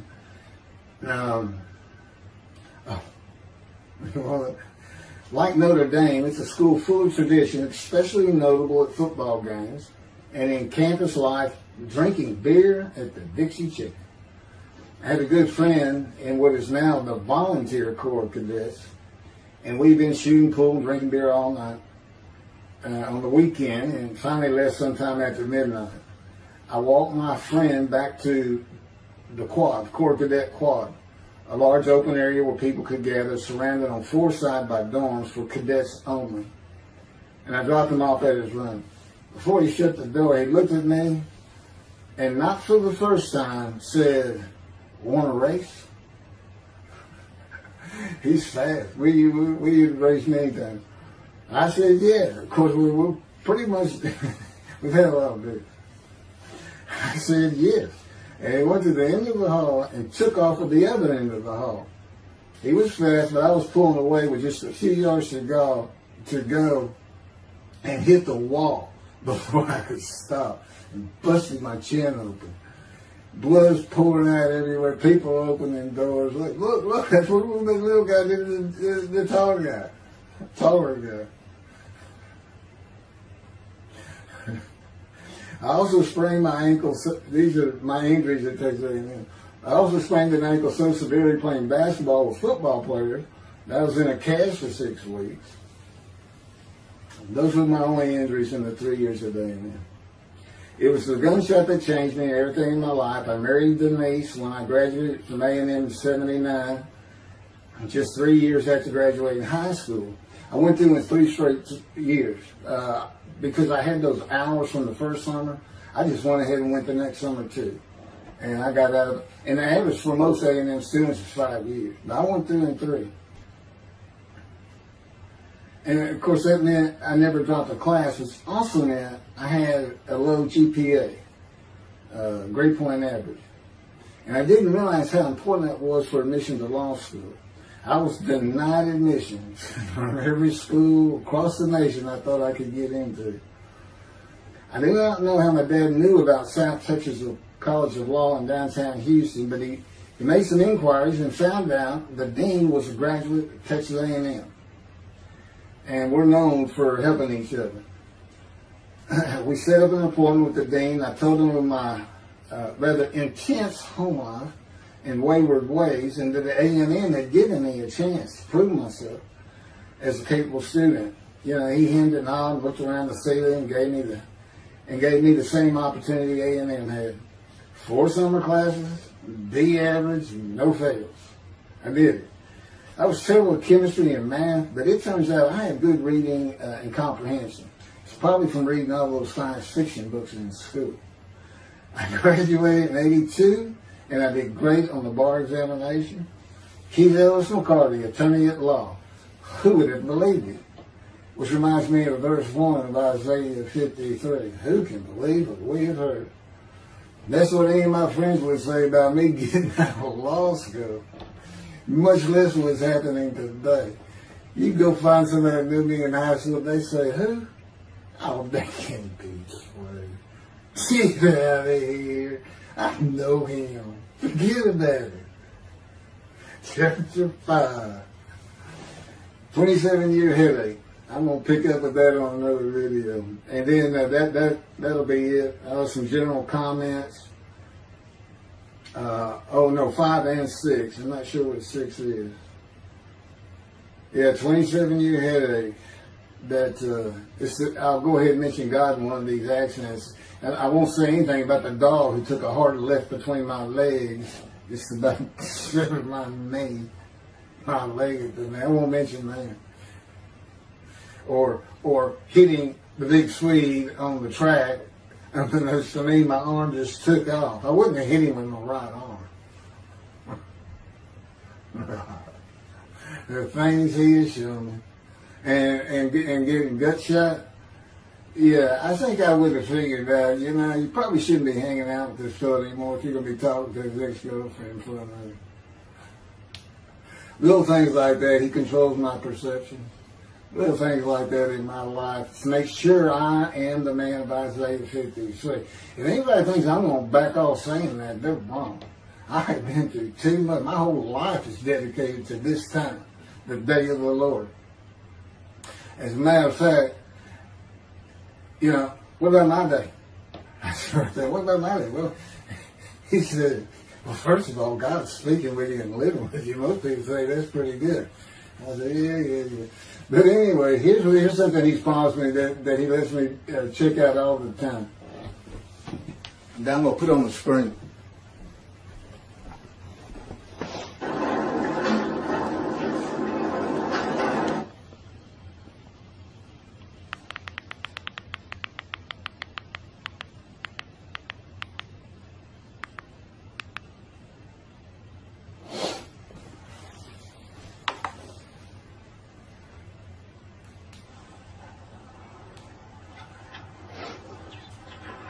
The Radiant GP Cycles, Shorties, Slip-Ons, Cold Startup.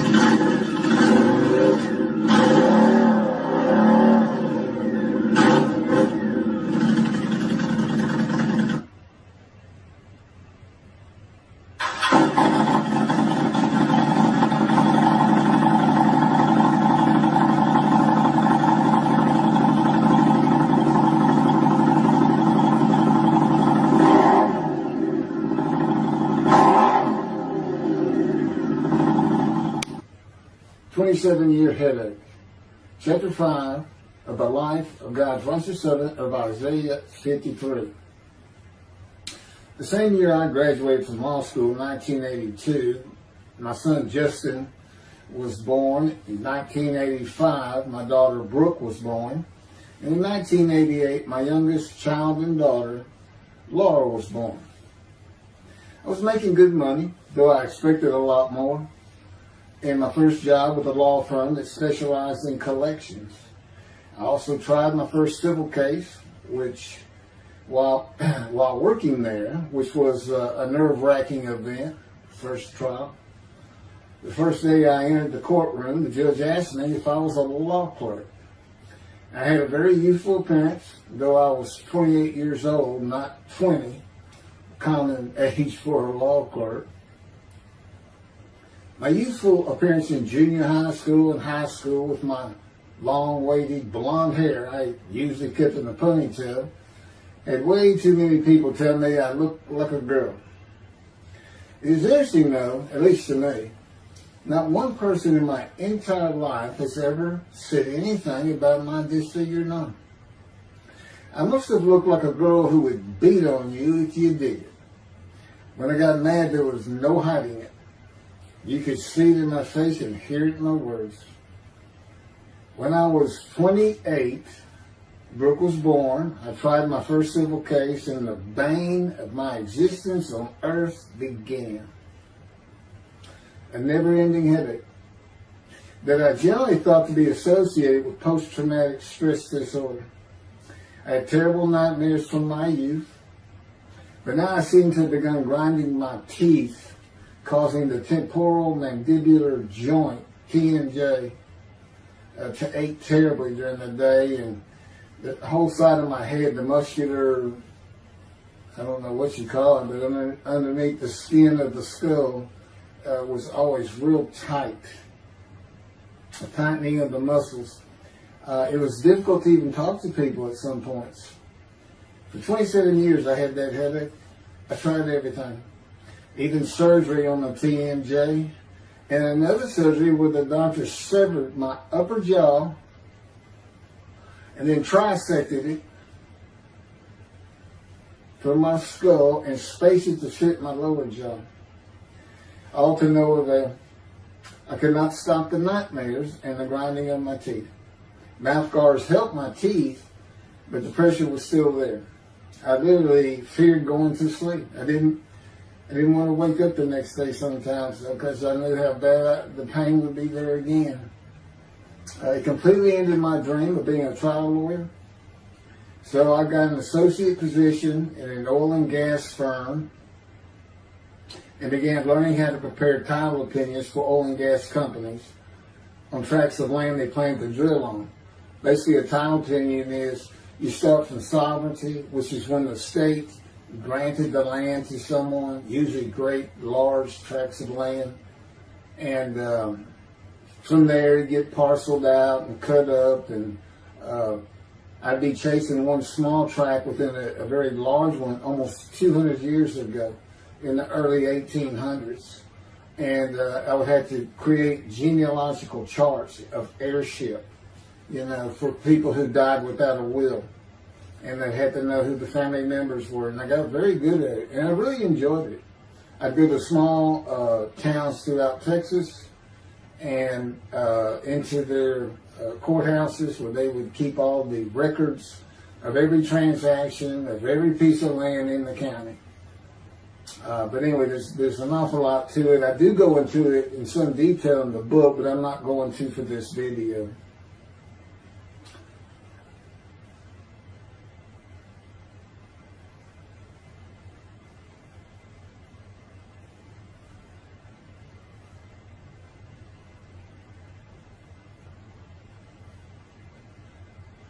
Eventually, I had my own firm. It's just me in my own office, and I was doing very well, though billing hours for title work is generally lower than other areas of the law, by the hour.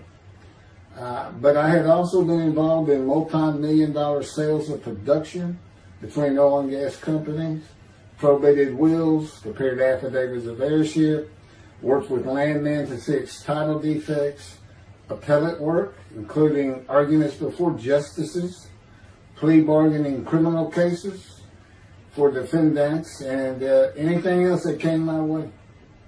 Then it all stopped, and once again I was fighting for my life in 2001. This is chapter 6, skin, colon, and lung cancer. Oh, just, God would have me tell you, he gave me those headaches. When he came to me, I stopped having nightmares. He provides my dreams for me now. And often as a learning experience. But the grinding of the teeth, everything stopped, and I thought it was just because I wasn't having nightmares. And took away any symptoms of PTSD, for which I was receiving money from an insurance company for disability, partial disability. And that went on for about 7 years. Then one day we're out walking, year 7 of 13, and I had that headache. It just came, and I just stopped. And I said, "You got to be kidding. You did not give me those headaches." He said, "Yes, I did. It's necessary.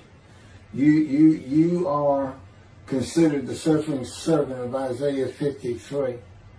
You had to suffer your entire life until you're suitable for my purpose," and that includes fitting every verse of Isaiah 53. At that time, I finally read it, 7 years into all this. It was about year 2, I think. But yeah, he did. And, I ended up taking painkillers left and right and drinking with it, as so many people do. I was able to maintain, my life, my work, and everything, but it was enough to put the strain on my marriage that I pretty much blame myself for it. And I told him I did it. That's the only time I got hot. Disfiguring me, gut shock, those things, they didn't bother me. But I said, you hurt my children terribly with that. Because I became a bad father. I mean, I wasn't the father I could be. I mean, they love me and I love them. We don't have any serious risks. They're off living their lives and they're all doing great.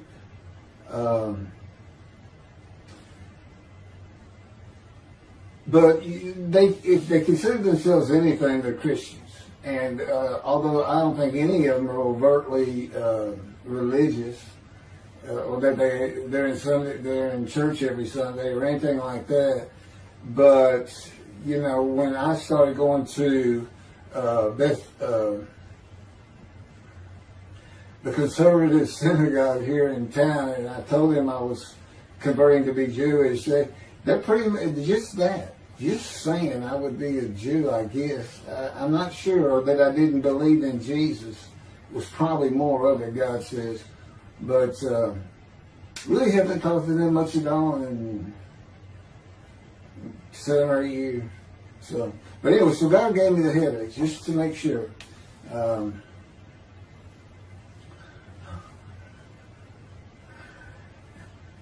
Anyway, I was married to Denise for 18 years, and we divorced in 1997 for irreconcilable differences. We agreed that she maintain custody of the children. The first to leave was Justin, and he came and lived with me. Then Brooke started getting in trouble, who is, as tough as she is beautiful. Her mom's very difficult to get along with. Justin was a lot like me at his age. Trouble followed him everywhere he went. Like me, he was hard to talk to, and like me, his getting out of high school was a coin flip. He's doing great. He learned the oil and gas landman business, and I helped him out as much as I could, and friends of mine helped him out even a lot more. And he's very successful now. Married, no children. Laura's married, no children. She's got a great job. And Brooke is married with 2 children. I have 2 grandchildren. Long life, see his children. You'll see what I'm talking about, long life, when I get to lung cancer that God chose to crush me with. Something had to be done, and to make matters worse, Denise had met a man and they were going to get married. But he didn't want Brooke. to be part of their new family, or Justin for that matter. He wasn't going to go stay with them anyway. Now, I had 2 of the children, and she had 1, but all still in her custody according to the divorce decree. So anyway, I stopped paying child support on those 2, but had not gotten around to the proper revision of the divorce decree when I took Justin and Brooke with me to live on the Big Island, Hawaii. Laura came with us to visit for a month.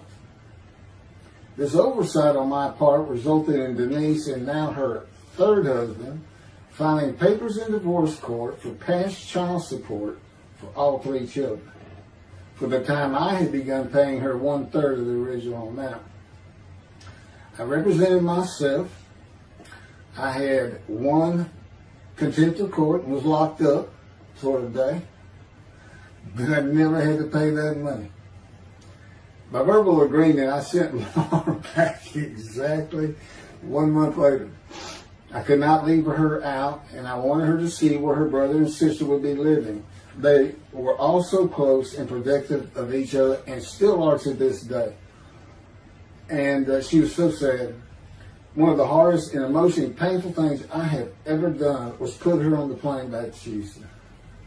I can't think of anything else. The backdrop to moving to Hawaii was my firm was in dire need of new work, but the oil and gas industry was down. It's always up and down, and my clients were not drilling. A landman I knew called and said his sister in Hawaii, a brilliant eye doctor, but not a good businesswoman, needed help resolving creditor issues stemming from her new offices and equipment purchases. I told him it was a good time for me, as things were slow, and who's going to turn down a free expense trip to the Big Island, Hawaii? So I went and took care of everything without charge, but of course everything was paid for. When I came back to live in Hawaii at the urging of the doctor that I had helped, who did not like the look of an abrasion on my chest, and it had been there for years, I was examined by a friend of hers, and it was cancer. I don't remember what the doctor called it. He removed it in surgery with a 6-inch diameter circular cut, and it was not malignant. I could practice in just about any area of the law, and all I had to do was pass the Hawaii bar exam, one of the toughest in the nation.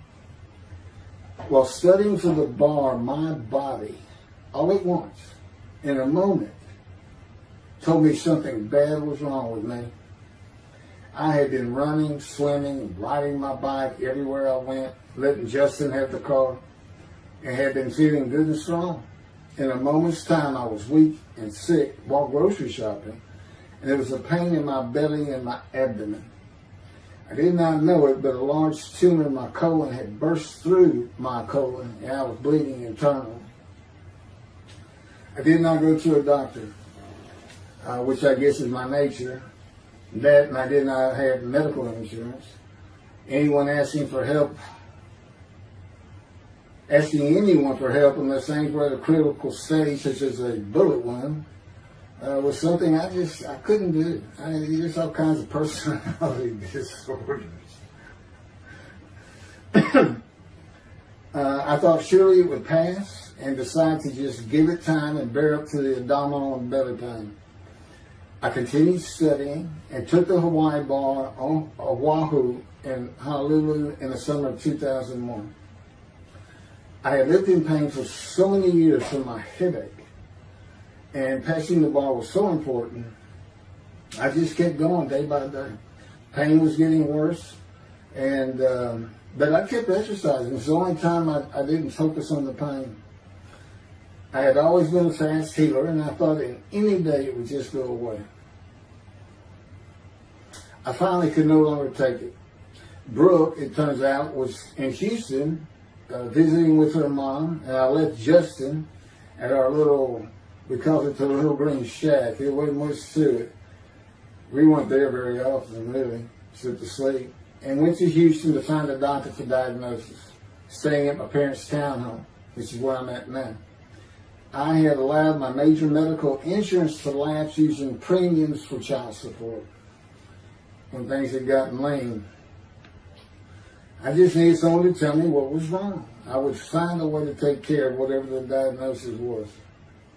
Early September, I was close to dying, lying on the floor of a dingy apartment of a friend who traveled for work. I could no longer get up to even try and get medical help. And I had not told anyone how bad it had become. Then the planes hit New York.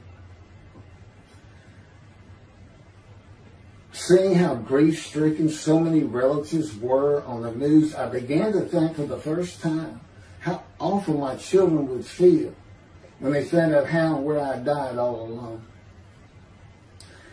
So I asked my father, again, it's hard for me to ask people for things, for the money to pay for a colon examination that had been suggested by a doctor at one of those clinics you find in a strip mall, the only places I could afford.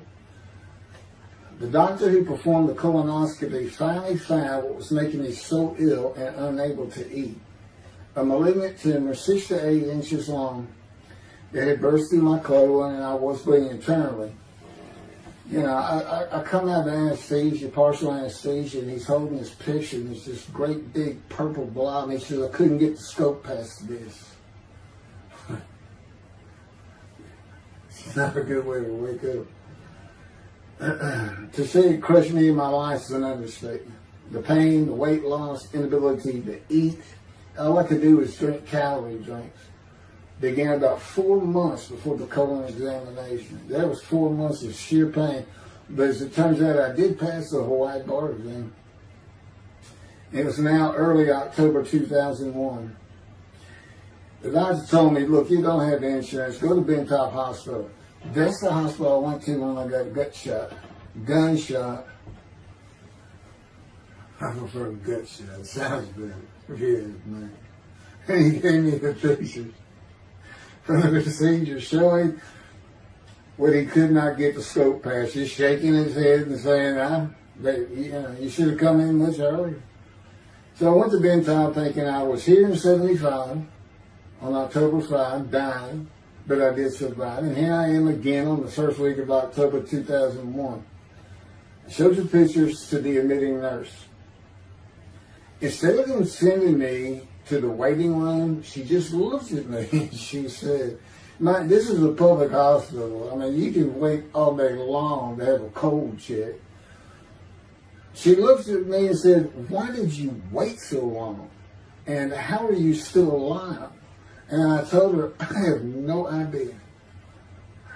She did not send me to the waiting room. They had an orderly take me immediately to a room. There they hooked me up to a morphine machine where I could hit a button at a time interval I can no longer remember and receive a small dose. I do know I never missed one. I was very depressed, and my parents who waited in that line for admittance with me looked so sad and depressed.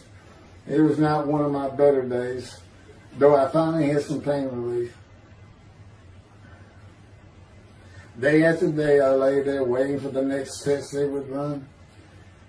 It was during this time I received notification that Denise had filed papers in the divorce court to recover monies for the time I was taking care of 2 of the children. It's also when I received notification from Hawaii that I had passed the bar exam. So, Bentop Hospital, what a lifesaver. I mean, young surgeons in like Baylor University, medical schools, it's a prime position to get your hands on if you're going to be a surgeon. Because you're in surgery all day long and all night long, as long as you can stand up. They're bringing people in. It's just a real hot spot in Houston and a great hospital. But it's not a place you want to stay. You really don't. My doctor would come in and be out so fast I never knew what was going on. He did tell you my previous surgery to my abdomen, where they opened me up from stem to stern, complicated removal of the tumor. On October 25, my son's birthday, who was now stuck in Hawaii, They cut me open again and removed the tumor. It was about a week or so later, I was released with a schedule for chemotherapy. I returned to the dingy apartment all alone, and I just stared at the television for weeks. I did, and chemo was so depressing for those who had to go into it. A small room with big chairs for about 20 people who all looked like death, including me. Everyone with an assortment of bags of chemo dripping into our arms for hours. It took about 8 hours before I really got sick from it. And I had to park a long way to avoid paying for parking and drive a long way to the apartment. It was a very gloomy fall and winter. When I completed my chemo of once a week for 6 or 9 months, more tests were scheduled. I do not remember how many months the chemo lasted. I do remember I did not finish, missing the last 3 sessions. At the end, I could not get out of the door without bursting into tears and just not go. It just wore me down to nothing. On the right side, it was my goal. I had my own apartment called the Loft. It was brand new and very nice on a bayou close to downtown Houston with a running trail alongside it and lots of woods near Memorial Park where I had been running a 3-mile circuit since high school. I returned to being told for follow-up tests, including x-rays of my chest, and the colon cancer had not returned then and to this day. The chest x-rays were another matter entirely. The doctor told me he had bad news and showed me the x-rays telling me the white spots I was seeing was cancer. They were everywhere. Lungs full of cancer, he said, at a stage I could not be treated with any success. My dad was with me, and I asked the doctor, well, what does that mean? And when he said you need to prepare for death, the look on my father's face was so sad and hurt at the same time I'll never forget. And we've been through some tough things in this house.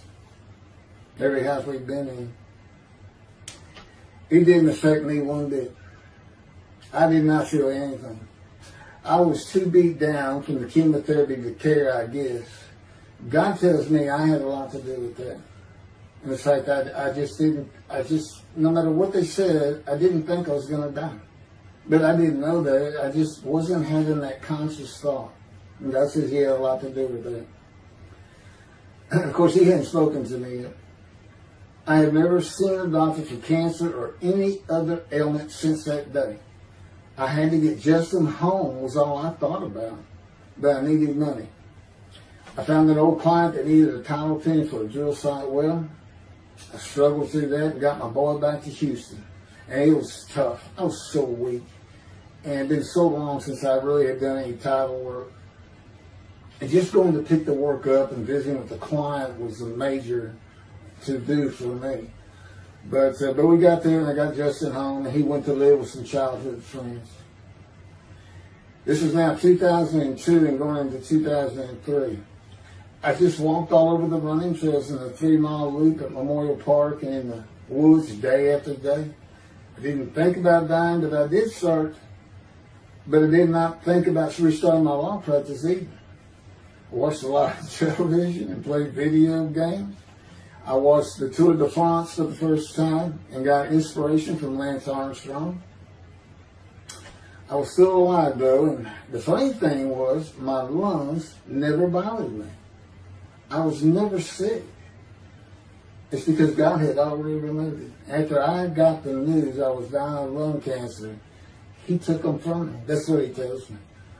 And I don't have any symptoms. Well, as you'll see right here, in 2005, I picked up some title work here and there and made an office out of my loft. I bought my first motorcycle, soft-tailed lowrider Harley Davidson. First time in many years I was happy. I love riding that bike. In 2006, I did some landman work for standard day wages and began dieting and running.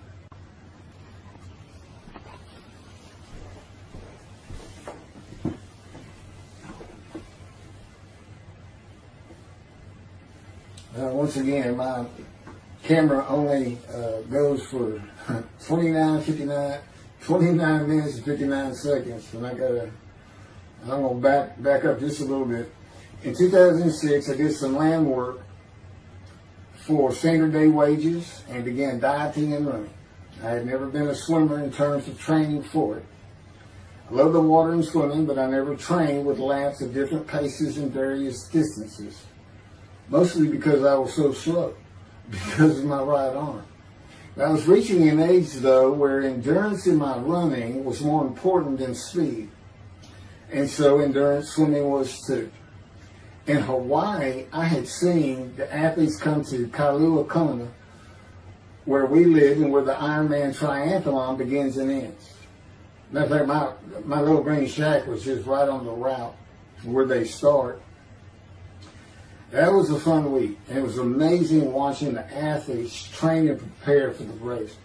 I would think to myself, a human being, the human body cannot do what they are doing. Yet they were and they did. It's just amazing. I decided to learn how to swim more efficiently and how to train for distance and endurance. Get a regular and triathlon bike and enter some triathlons. I was so alive and finally a direction and purpose in my life. Training every day for long periods of time. It really helped with my headache and I slept better.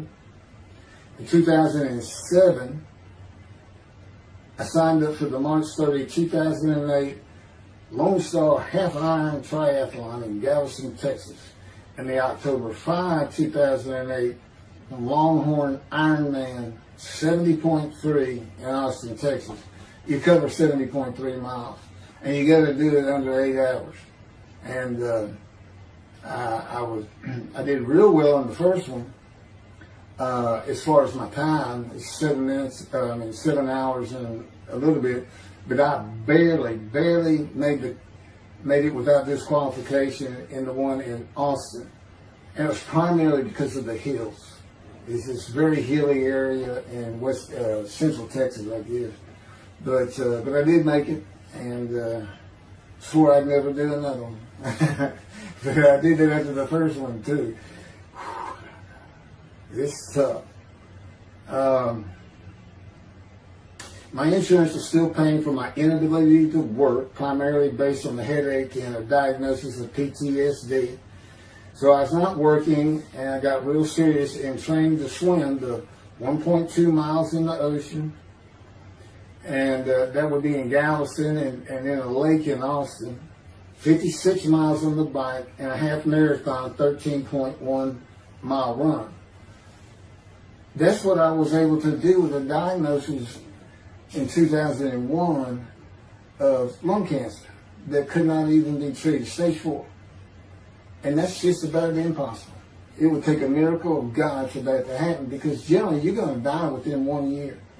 They say if you get lucky with good medical treatment, you might make 5 years. But 1 year is the standard, if you can make it that long. That's my proof that I offered myself to guilt for God. Because you can't, it's not something provable. All you can do is show the results of that offer. And again, guilt's an emotion. I got way too many videos and everything to get too detailed on it. But that is the proof. You know, I got the colon cancer 20 years ago when the planes hit New York. And it was 2000. Oh, that was 2009, right. Too many things go through my mind when I start thinking about those cancer years. But God, He removed it. He had something for me to do, but that's verse 10. God chose to crush him with the disease. And as I've mentioned, the reason He chose that is to show that I was blemished, defective, could not possibly be an offer for sacrifice, because He knew what the Gentiles were going to do. They were going to put an unblemished lamb in there and call the Jewish people's Bible their own, and use the laws of Leviticus, not unlike Mr. Toby the singer and his 6 million blemished ram sacrificed by Hitler, the righteous servant of God. How that seems to read. He's welcome to respond any way he wants to that. But it's on the video, it's in the book, it's in quotes by him. It's from his midrash, from his site. And he said, share this with everybody. Everybody can take it and just share how great my knowledge is. Well, it's lacking in some areas. There's any question he's an intelligent man. But his reasoning capabilities, in my opinion, at least as to Isaiah 53, are severely wanting. I am that man. And God's going to give the Christians hell with it and with me. Just like I just heard this for the first time on the video. When all of a sudden he had me say that Jesus announced he wasn't the man of Isaiah 53 on the cross. When he said, Father, Father, Father, why are you forsaking me? Because he was about to die. In Isaiah 53, who he thought he was, and he's not, who he didn't fit the verses, but he thought he was supposed to be exposed to death. They give him long life, so boldly he goes into the Roman Jerusalem and gets himself taken up. He's not worried. Delusional, yeah, maybe. But as far as I'm concerned, he's nothing but a story. He never existed. And the story starts with the Essenes of the Red Sea Scrolls and the teacher of righteousness. Real quick, I'll go over that. Here's the thing. Their founder is called the teacher of righteousness. Okay? They were great followers of Isaiah. They had the great scroll of Isaiah. They're prolific writers and copyists. They had their own gate at Jerusalem. The Essenes gate. Now, the New Testament never mentions them. You got Pharisees, Sadducees, Essenes, but they never mention an Essene. And Jesus, quite frankly, would have been one of them. Because they embody who he is. They didn't like riches, hated sinning. They didn't like material things. They removed themselves from Jerusalem, in the most part, to those caves by the Dead Sea for that very reason. But they did have a gate. They still had people who would be there. And you know what they would do at the gates? Tell stories. That's what you do. You tell stories. And it is a great story. Here's this guy. He's connected with God. Back then they believed men were gods. Caesar was a god. Over in Egypt, you had the same thing going on. It's a common thought that men could be gods. And this story just springs up. And they didn't even question. They'd have gone and questioned it. I mean, they're sitting right front and center in Jerusalem. You think they didn't hear? This man walking on water, raising the dead, feeding 5,000 with 2 fish and 5 loaves. Turning water to wine. That alone, Rome would have said, Caesar would have said, he does what? He turns water to wine. Bring him to me. Don't touch a hair on his head. You don't kill the man who turns water to wine. You send him out with your armies. Make your men happy. It's there's so many ridiculous aspects to it. Most particularly, God performed a human sacrifice for the sinning Gentiles. He's left the sinning Jews for the sinning Gentiles.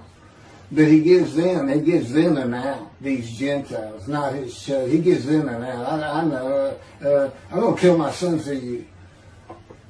So that you'll be forgiven of violating my commandments and laws. If anybody knows God, and the Jews do, and I know him like nobody's business, that's not him. That's not him. I mean, he told the Jews, I'm never going to leave you, but I will punish you. Now, that's him. That's him.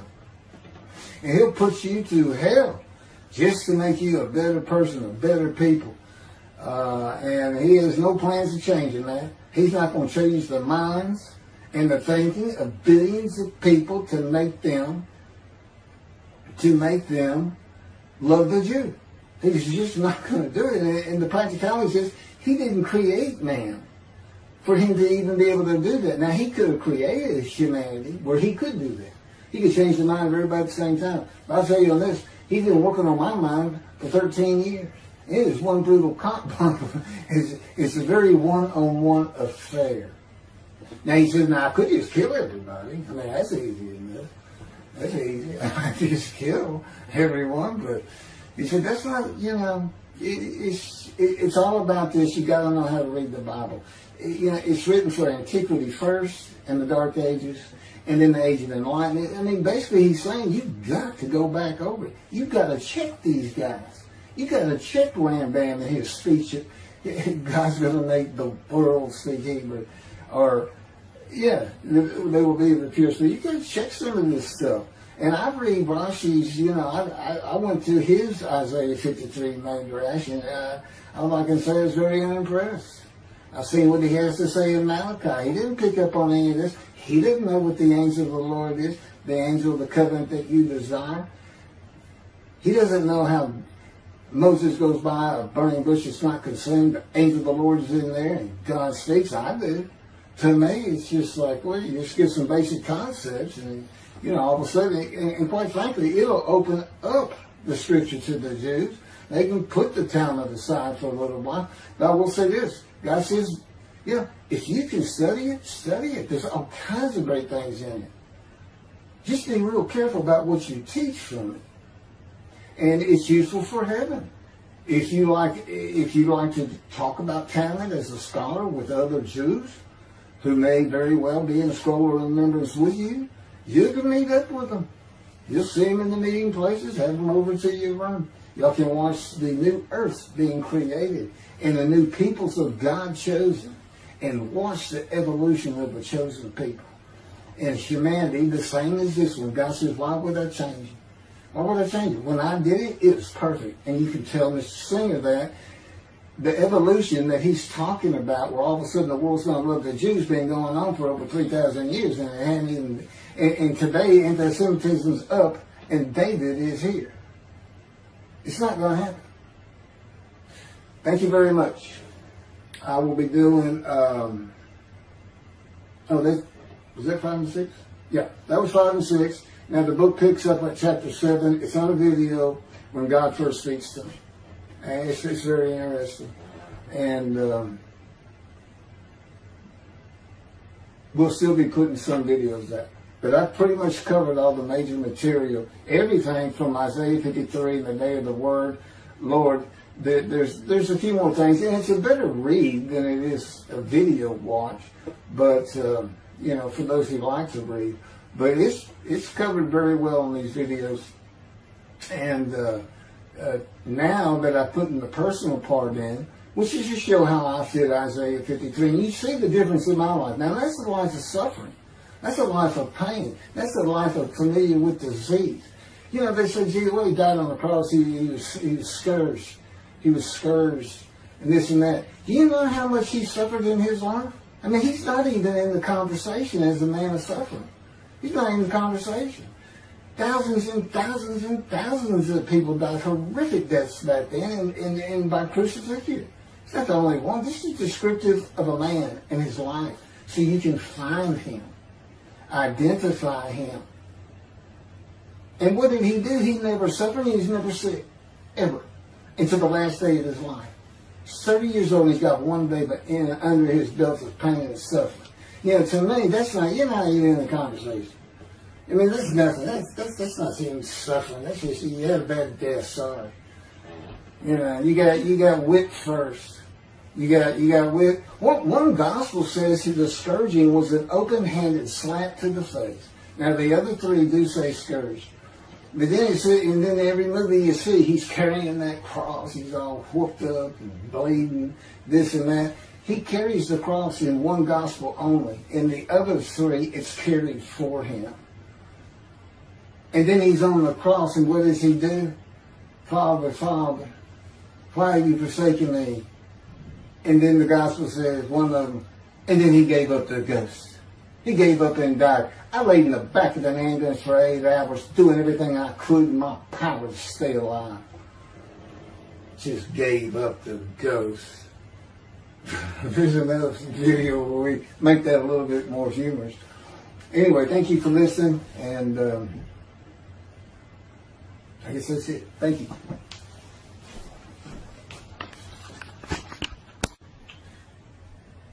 This is a video that leads into a brand new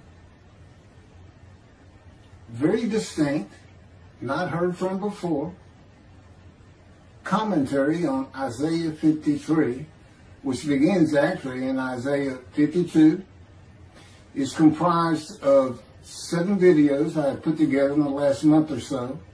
And I'm just putting them all together with a lead-in video explaining these things and why it's so new, novel, and has such a different view of the scripture from that which Judaism teaches regarding a messianic era when David comes, the descendant of David. They often refer to him as King Moshiach.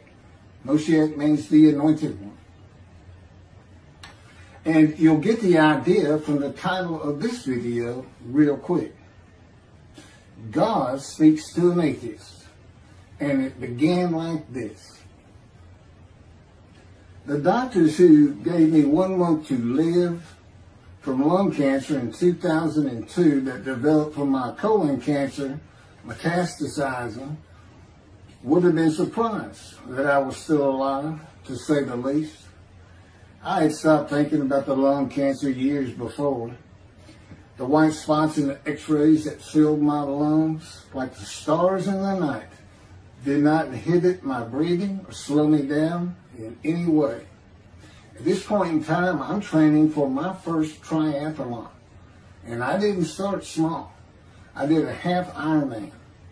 It's 1.2 miles swimming in an ocean, 55-mile bike ride, and half marathon, 13 miles. They call it the 90.3. One Saturday in the fall of 2007, I was cooking lunch in my small kitchen, post-divorce, and at the stove, when God said, from just a little behind me, as though somebody was speaking to me right here,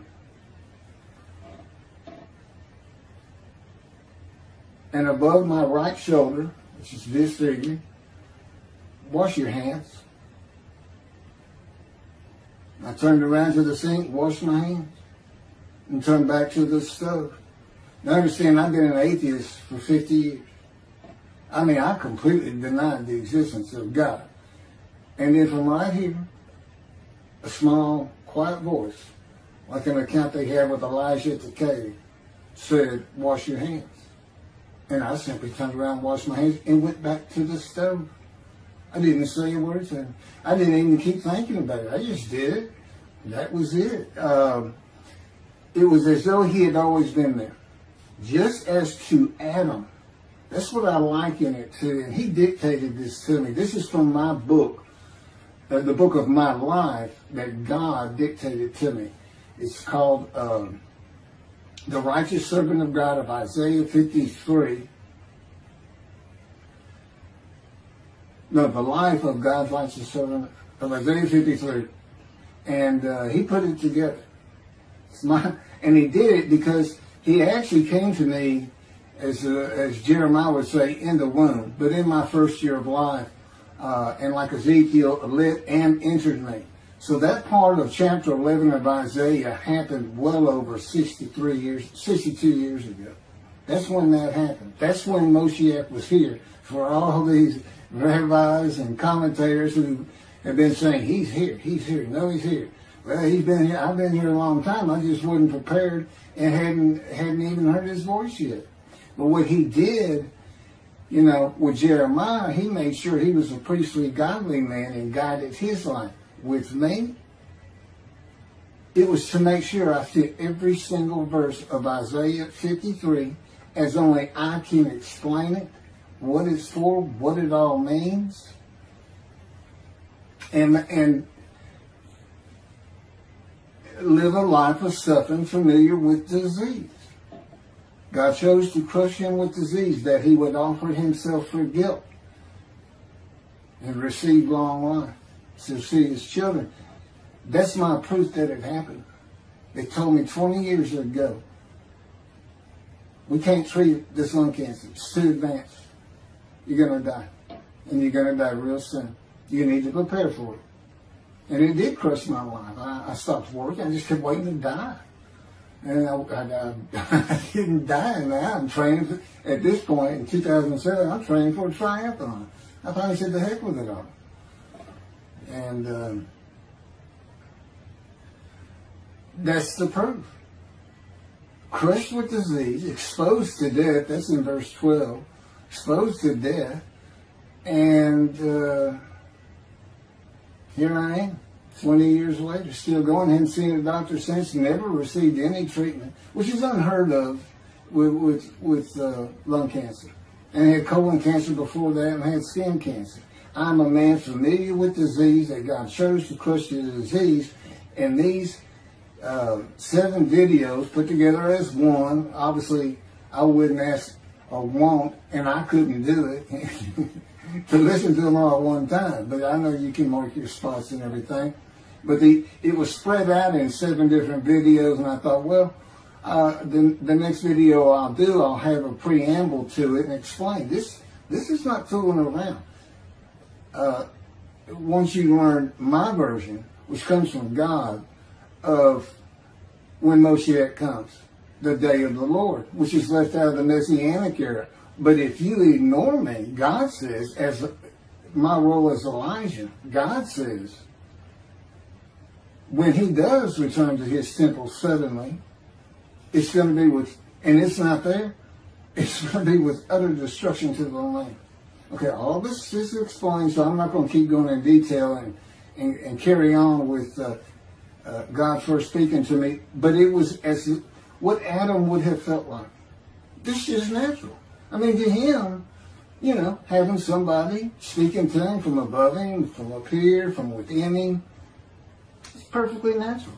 And he wouldn't be falling down in reverence and I'm not worthy and all that. It would just be, this person's always talking to me and telling me what to do. The fact that he doesn't see him wouldn't probably enter into his mind. This, you know, that's just the natural order of the world for Adam and me. Particularly today, 13 years later. Still in God's fire of refinement, preparing me. And now we have the books, they're unpublished. Jewish publisher, Christian publishers, I dare not even send it to them. Because how harsh I am on Jesus Christ, who said he was the man of Isaiah 53. And it's because of him I had to get crushed with cancer. That's what that's all about. God doesn't have to crush you to make you offer yourself for guilt. He just seized Ezekiel and put him through the fire of refinement, the anguish of it, and sent him off to be a prophet to the Assyrian, Babylonian exile, of which he was one, actually. Ezekiel, the book of Ezekiel is the key to Isaiah 53.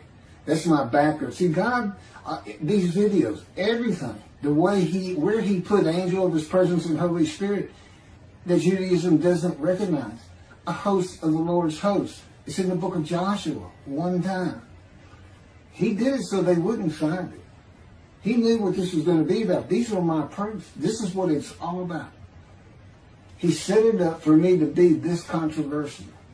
You just got to take the Messianic era of Judaism and toss it out the window. And you'll understand why, when God has me explain it to you, he controls everything I do, think, and say.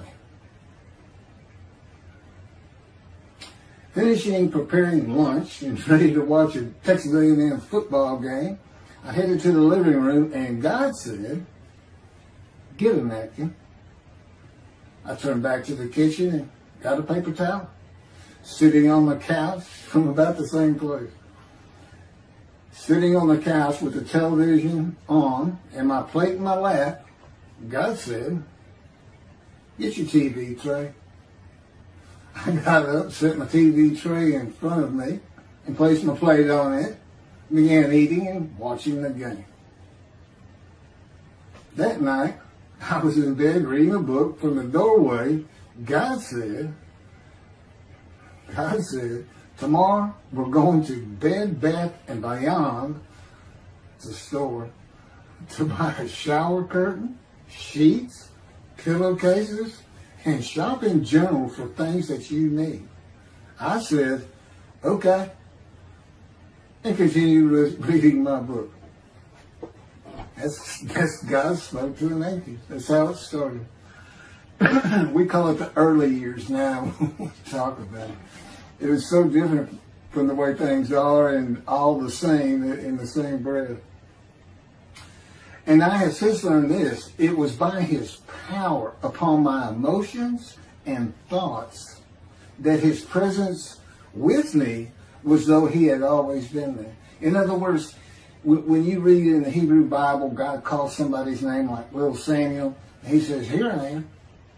Here I am." Now there's some accounts of people falling to the ground, but he can put a silent knowing to you. He can put knowledge within you, your mind, where you never hear a word from him. In other words, put into your mind the God of all creation is about to speak to you. And he doesn't have to say, stay calm. He controls emotions.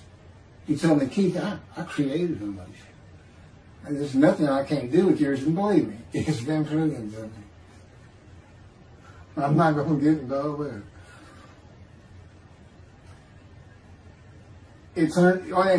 This story goes on. It turns out he had been like Jeremiah from the womb when he passed by that. I've never been affiliated with any church or synagogue. I've never had any teaching from yeshiva or seminary. Throughout my life, I did not. Let's put it this way. I was the actual opposite of Jesus Christ. Actual opposite. I'm a sinner. You know, I mean, he took me back. He said, look, you know, because I said, well, I wasn't that bad of a sinner. What? He said, really? Here we go off in vision like the story of Scrooge and the Ghost of Christmas Past. I said, I started getting smart with him. This is us talking friend to friend. I can talk to him like he's just a buddy sometimes. There is a line I know not to cross. I said, why would you call that a sin? Why is that a sin? He said, Keith, it's a sin. You lied. I said, yeah, but if I didn't lie, I was going to jail. He said, but that don't make it good. I said, well, which comes first? Going to saving yourself? Or lying? And so what? I didn't believe in you anyway. I wasn't worried about going to hell either. It's just, I didn't think about those things. He tells me, man, I didn't let you. That's why I was with you from the get-go. He wanted me to be fresh. No preordained, settled in thoughts and beliefs on anything. And of course, I grew up in Texas for the most part, so it would have been Christianity. I didn't associate with anybody who was religious. I didn't even know what the term Jesus freak meant. I didn't even know that Jesus died for my sins, supposedly, under their theology. And I didn't know that there was a problem between Judaism and Christianity. Jews and Christians. I didn't know that. I had plenty of Jewish friends. You know, I was in the late 60s, 70s, my formative, going into my teen years, and, you know, he treated everybody as an equal. I never thought about it. Including African Americans, who in my day, we just said blacks. I guess that doesn't go anymore. But had great friends of all kinds. My best friend, I didn't even know he was Jewish until I saw him on Facebook 40 years later. But anyway, let me jump ahead. Okay, this is how God communicates with mankind. This is what the prophets are all about. It's not just Ezekiel, a spirit lit and entered into me. At that moment, God was speaking. And then he says, at that moment, a spirit entered into me, and then I could hear God's words. So he's saying, and that means God is in his spirits.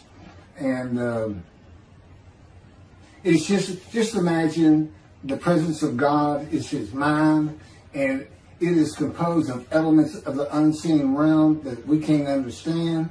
And spirit he created, and the angel of the Spirit, the Holy Spirit, he created. But that's completely different elements. His presence is different from God's presence. But they're like big clouds. And they can float together and be as one cloud. Okay, that cloud is what descends upon you. They are within me and without me. If this audience was in a room with me, they would envelop you all around you. You'd be in the presence of God. The difference with me in that room is that that cloud engulfs me, flows through me. It's within and without me, as though there's no break because of my physical structure. My little spirit is a little cloud that also drifted in. That's what it is. And it happened with all the prophets. If they spoke God's words, he was talking to them. He was telling them, write this down.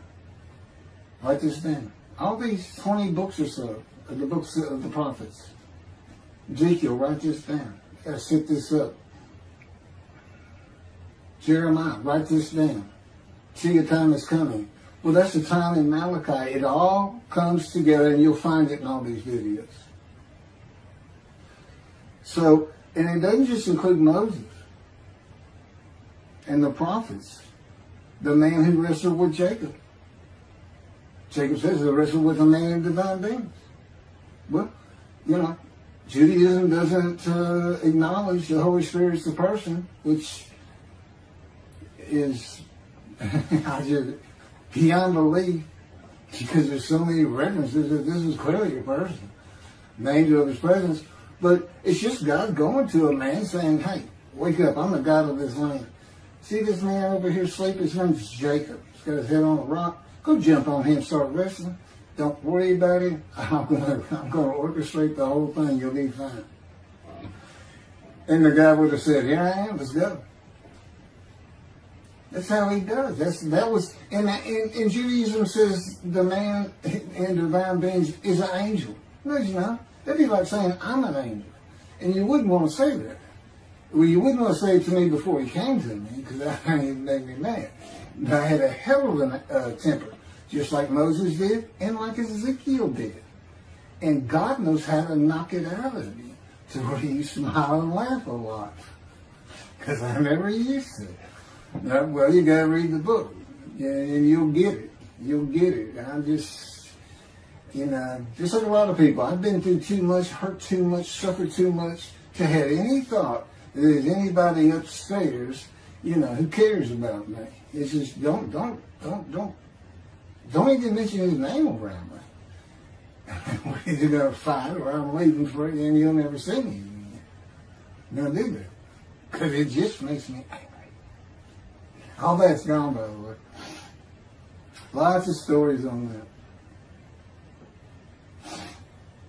Oh, and the Spirit speaks. He's got his own personality. He's angelic. He has a very childlike voice. And he's just nothing but a ball of humor. He didn't ask me to say he's the greatest comedian of all times of the universe. And he's just a joy to talk to him. And he has the smarts of God, as he tells me. But I have instant communication with him. I have instant communication with God. It's like there's three persons in my mind. This one cloud is three clouds. It's two spirits in the elements of God's mind. And slow process of 13 years, and it's 13 years of, and this is from Isaiah 53, punishment, wounding, chastisement, maltreatment, crushing, bruising. And I'm telling you, he's relentless. It's in the stories, and I have a lot more once I get to Israel, and I have full confidence God's going to get it done. That's one thing I don't worry about. 13 years, a year and a half of trying to get books published, denied by everybody who even bothered to answer me, because it's just so different. And it can only go to Jewish publishers, and it's just like, well, this isn't the stuff we believe, and it sounds like he's saying it's him, and this and that. Well, I was. God said I made sure I didn't get them published. I wanted to do the videos first. You see, I'm not on the executive committee. I don't know what's going on 99% of the time. I don't know what I'm going to have for dinner. I no longer have self-will. I can't ask him for anything. There's all kinds of reasons for that, such as, you know, if one of my kids gets sick and he doesn't heal them up, you know, cancer or something, Am I going to be disappointed? Am I going to be hurt? The answer is no. He's trained me too well to even bother asking. If he's going to do it, he's going to do it. I know he has the knowledge, and he's right here with me. So, it's a long, detailed process. I know things from his perspective. This is another reason the Messianic era is not going to happen. And it comes out in these films. But the Holy Spirit, the angel of his presence, we're friends. God says, I can't be friends with human beings. I said, well, we're friendly with each other. He said, yes, that's right. I said, I Googled this, and technically you are my friend. He said, well, I know, but I just don't acknowledge you. I said, why? He said, because I'm God. That's the way I am. I get to do whatever I want. Now, he's just messing with me. It's just like having a friend. Of course, it's a true statement. He can do whatever he wants. But he's pretty stately and regal.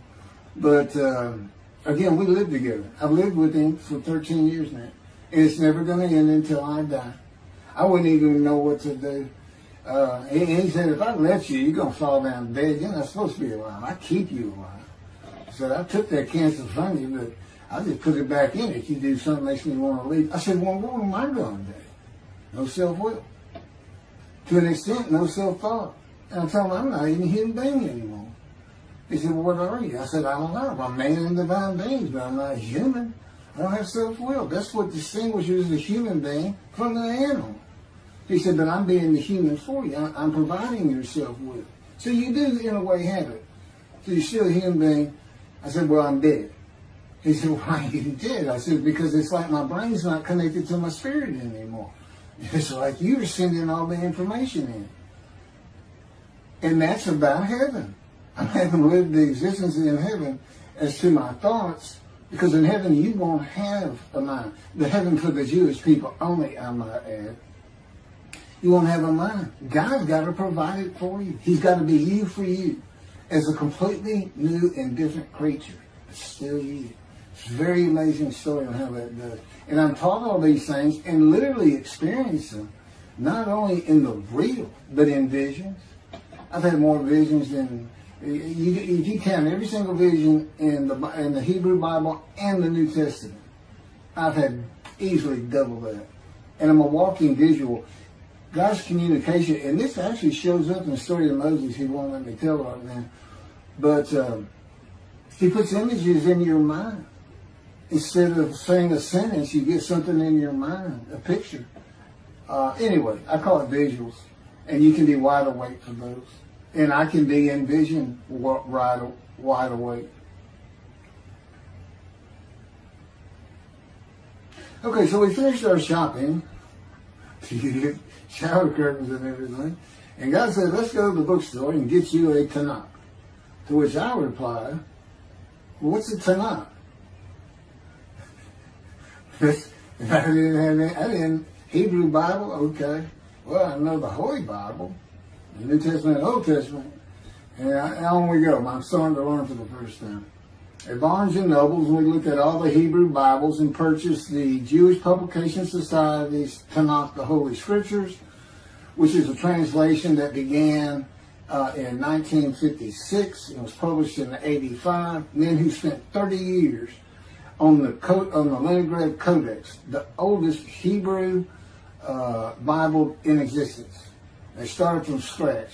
I hear these rabbis and people saying, well, I know what these translations are, this and that, and this, and God says, just go with the JPS. They hit it right just about every single time.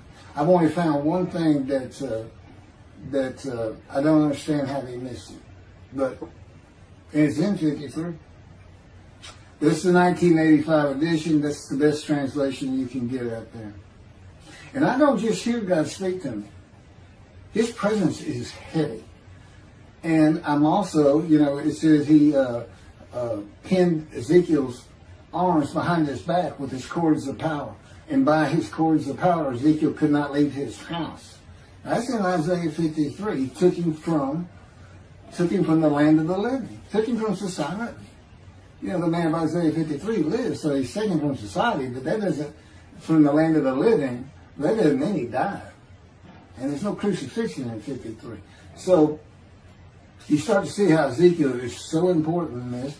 And that's where you find out about the covenants of friendship that come with God in the day of the Lord when Moshiach comes.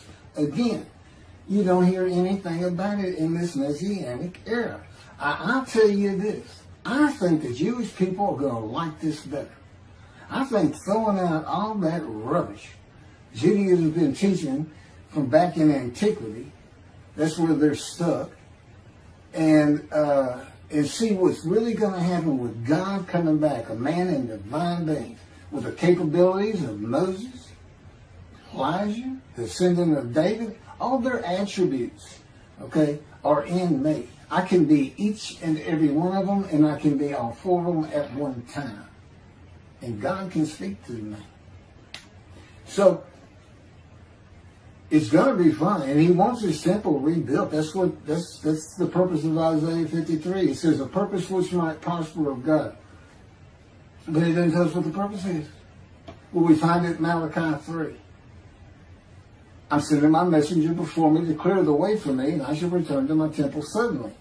But the covenant that comes with David says, I'm going to place my sanctuary amongst you. He already knows it's not going to be there. And then we have Elijah in Malachi 3. Well, he's got a purpose that might prosper. And if it doesn't, God comes with utter destruction to the land. And again, you don't hear it with the Messianic era.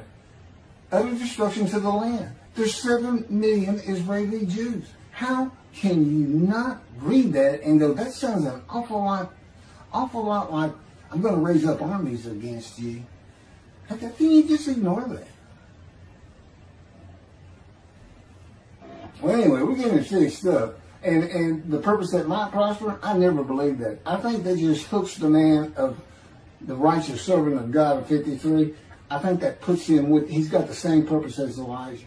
Elijah is supposed to bring the families back together through the laws and teachings God gave Moses, or being mindful of them. That's the new covenant. It's an amendment. It's an amendment that also has a new inclusion of sin forgiveness. Over the last 63 years, God's presence has resided in Texas, Louisiana, Florida, and Hawaii. And he is more than ready to return to his land, Israel. Because wherever I am is where his presence is, and those are all the different states I lived in over this time period. Wherever I go. As a matter of fact, if you see me in Israel down at the old city or down at Tel Aviv, you can turn to your friend and say, hey, I know where God is. I said, really? I thought he left. Some people say he died. I said, no, you see that guy over there? He's all around that guy. And some say inside too. That's what it's going to be like. God says, when we get to Israel, we're never leaving again. I said, I wanted to see Great Britain. He said, it's like, did you just ask for something? I was like, oh. Yeah, that's good. I hope I fry if I hit the border and cross over. I hope I just burn up, bust in a combustible flame. But anyway, that's where he wants to be. And I'm assured he's going to get there. This purpose that might prosper, again, I think it just shows the purpose of the righteous servant and a purpose of Elijah. Because he knew I was going to be teaching. There's only, in the day of the Lord, as you would imagine, he wants to have all the prophecies fulfilled, be done with the prophecies. And there's only a handful, 4 men to come that we've never seen. The descendant of David, prophet like Moses, Elijah, and of course the righteous servant. We only have one description. Even the sages knew you got to have a description of the descendant of David. It's Isaiah 53. They called him in the Babylonian Talmud the leper scholar. You'll see me referencing it on just about every video. In other words, I'm saying, look, it's not Jesus, it's not the people Israel is taught today. It's this guy from the Talmud that just hadn't come yet. You just didn't know, didn't have a man that fit the description. Well, you do now. And two covenants. The friendship covenant, which is actually in two parts, Ezekiel 34 and Ezekiel 37. One part of which is, I'm going to put my sanctuary amongst my people.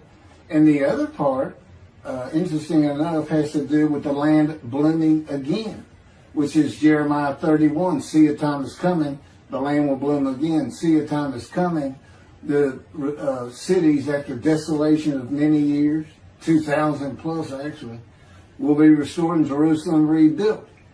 And the Jews shall never be defeated again. Okay, now we just talked about utter destruction likened to armies being raised. But here it is in this friendship covenant, in this, Jerusalem being rebuilt.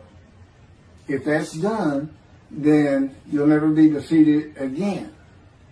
So, you look at it and go, well, there's kind of a problem between those two. And what I think it means is he's going to get the temple built now that Jerusalem's been rebuilt and he's come. That this might prosper because, it kind of gets you. So what is the purpose of God might prosper? Who thought you could do everything? And he said, well, in a large part, my people got to listen to you. They got, especially the rabbis, they never listen to my prophets. They're all full of themselves. Think they know everything. Well, he starts getting angry. And see, that's not good for me. Because all of a sudden he wants to make me better, which means suffering. You got to keep him away from those movies. I'll tell the spirit, say something funny. Get a funny guy around here. We talk friend to friend too. Well, anyway, I'm going to let you. There's a lot more, but this story's in my book. Hopefully, after spending time and understanding who I am, and this is here. It's happening. I don't care what the rabbis think or say. Look, I'm a prophet of God. I'm a man in divine things. If I say something contrary to what they think and say and believe, they're wrong. Automatically. It's a given. Because God is the one telling me all these things. It's His book. They're wrong automatically. And He is livid that I'm having this problem with Isaiah 53 being the people Israel. Well, it's in the videos, but you ought to see the arguments they really put back before that for Isaiah 53:10 and other verses. Rabbi Tovia Sandrav's Judaism, he went Christian. The Christians went to the laws of Leviticus, animal sacrificial laws, and said Jesus is the unblemished lamb. That's why, and they're using, Leviticus where you could offer a lamb and for unintentional sins, but nevertheless, they turned it into he was a human sacrifice, which he says himself. He says, God no longer wants bulls and goats for sin. He's prepares my body for sacrifice. These human sacrifices, and God made the sacrifice to Gentiles so they didn't have to obey His commandments and laws. From an atheist who comes in with no religious background, I read that and I look up face to face with God wherever He is at that moment. And I say, you got to be kidding me. People believe this? He said about 2 billion right now. So I'm not going to bother trying to tell you how many there's been in 2,000 years. God made a human sacrifice to me so I can go to heaven and I can go kill somebody if I want to. I can go rough, I can go beat my wife and my kids. I accept Jesus again. God was teaching me the New Testament, and this guy at one of these mega churches came up to me and says, if you do accept Jesus Christ, you're not just forgiven of all sins that you have committed. You're forgiven of every sin you're going to do in the future. I said, really? He said, yes, really. He said, Jesus knows you're going to do it, and He already forgave you. I said, what? Okay. So, if you're a Christian, you can just sin all the time, because Jesus knew you were going to do it. I hadn't actually heard that taught, but that's the effect. Okay. This year in Jerusalem. Enjoy the books. Don't try to listen the videos. Don't try to watch them all at one time. But what I did is I put them together for you in the order they should be. And I just thought it'd be easier. And we're kind of coming to the end of our videotaping for a little while, it seems like. Again, I'm not on the executive committee with God and His Spirit. I never really know what we're going to do next. And the books are at keithmccarty.wordpress.com. You can find that on my YouTube channel.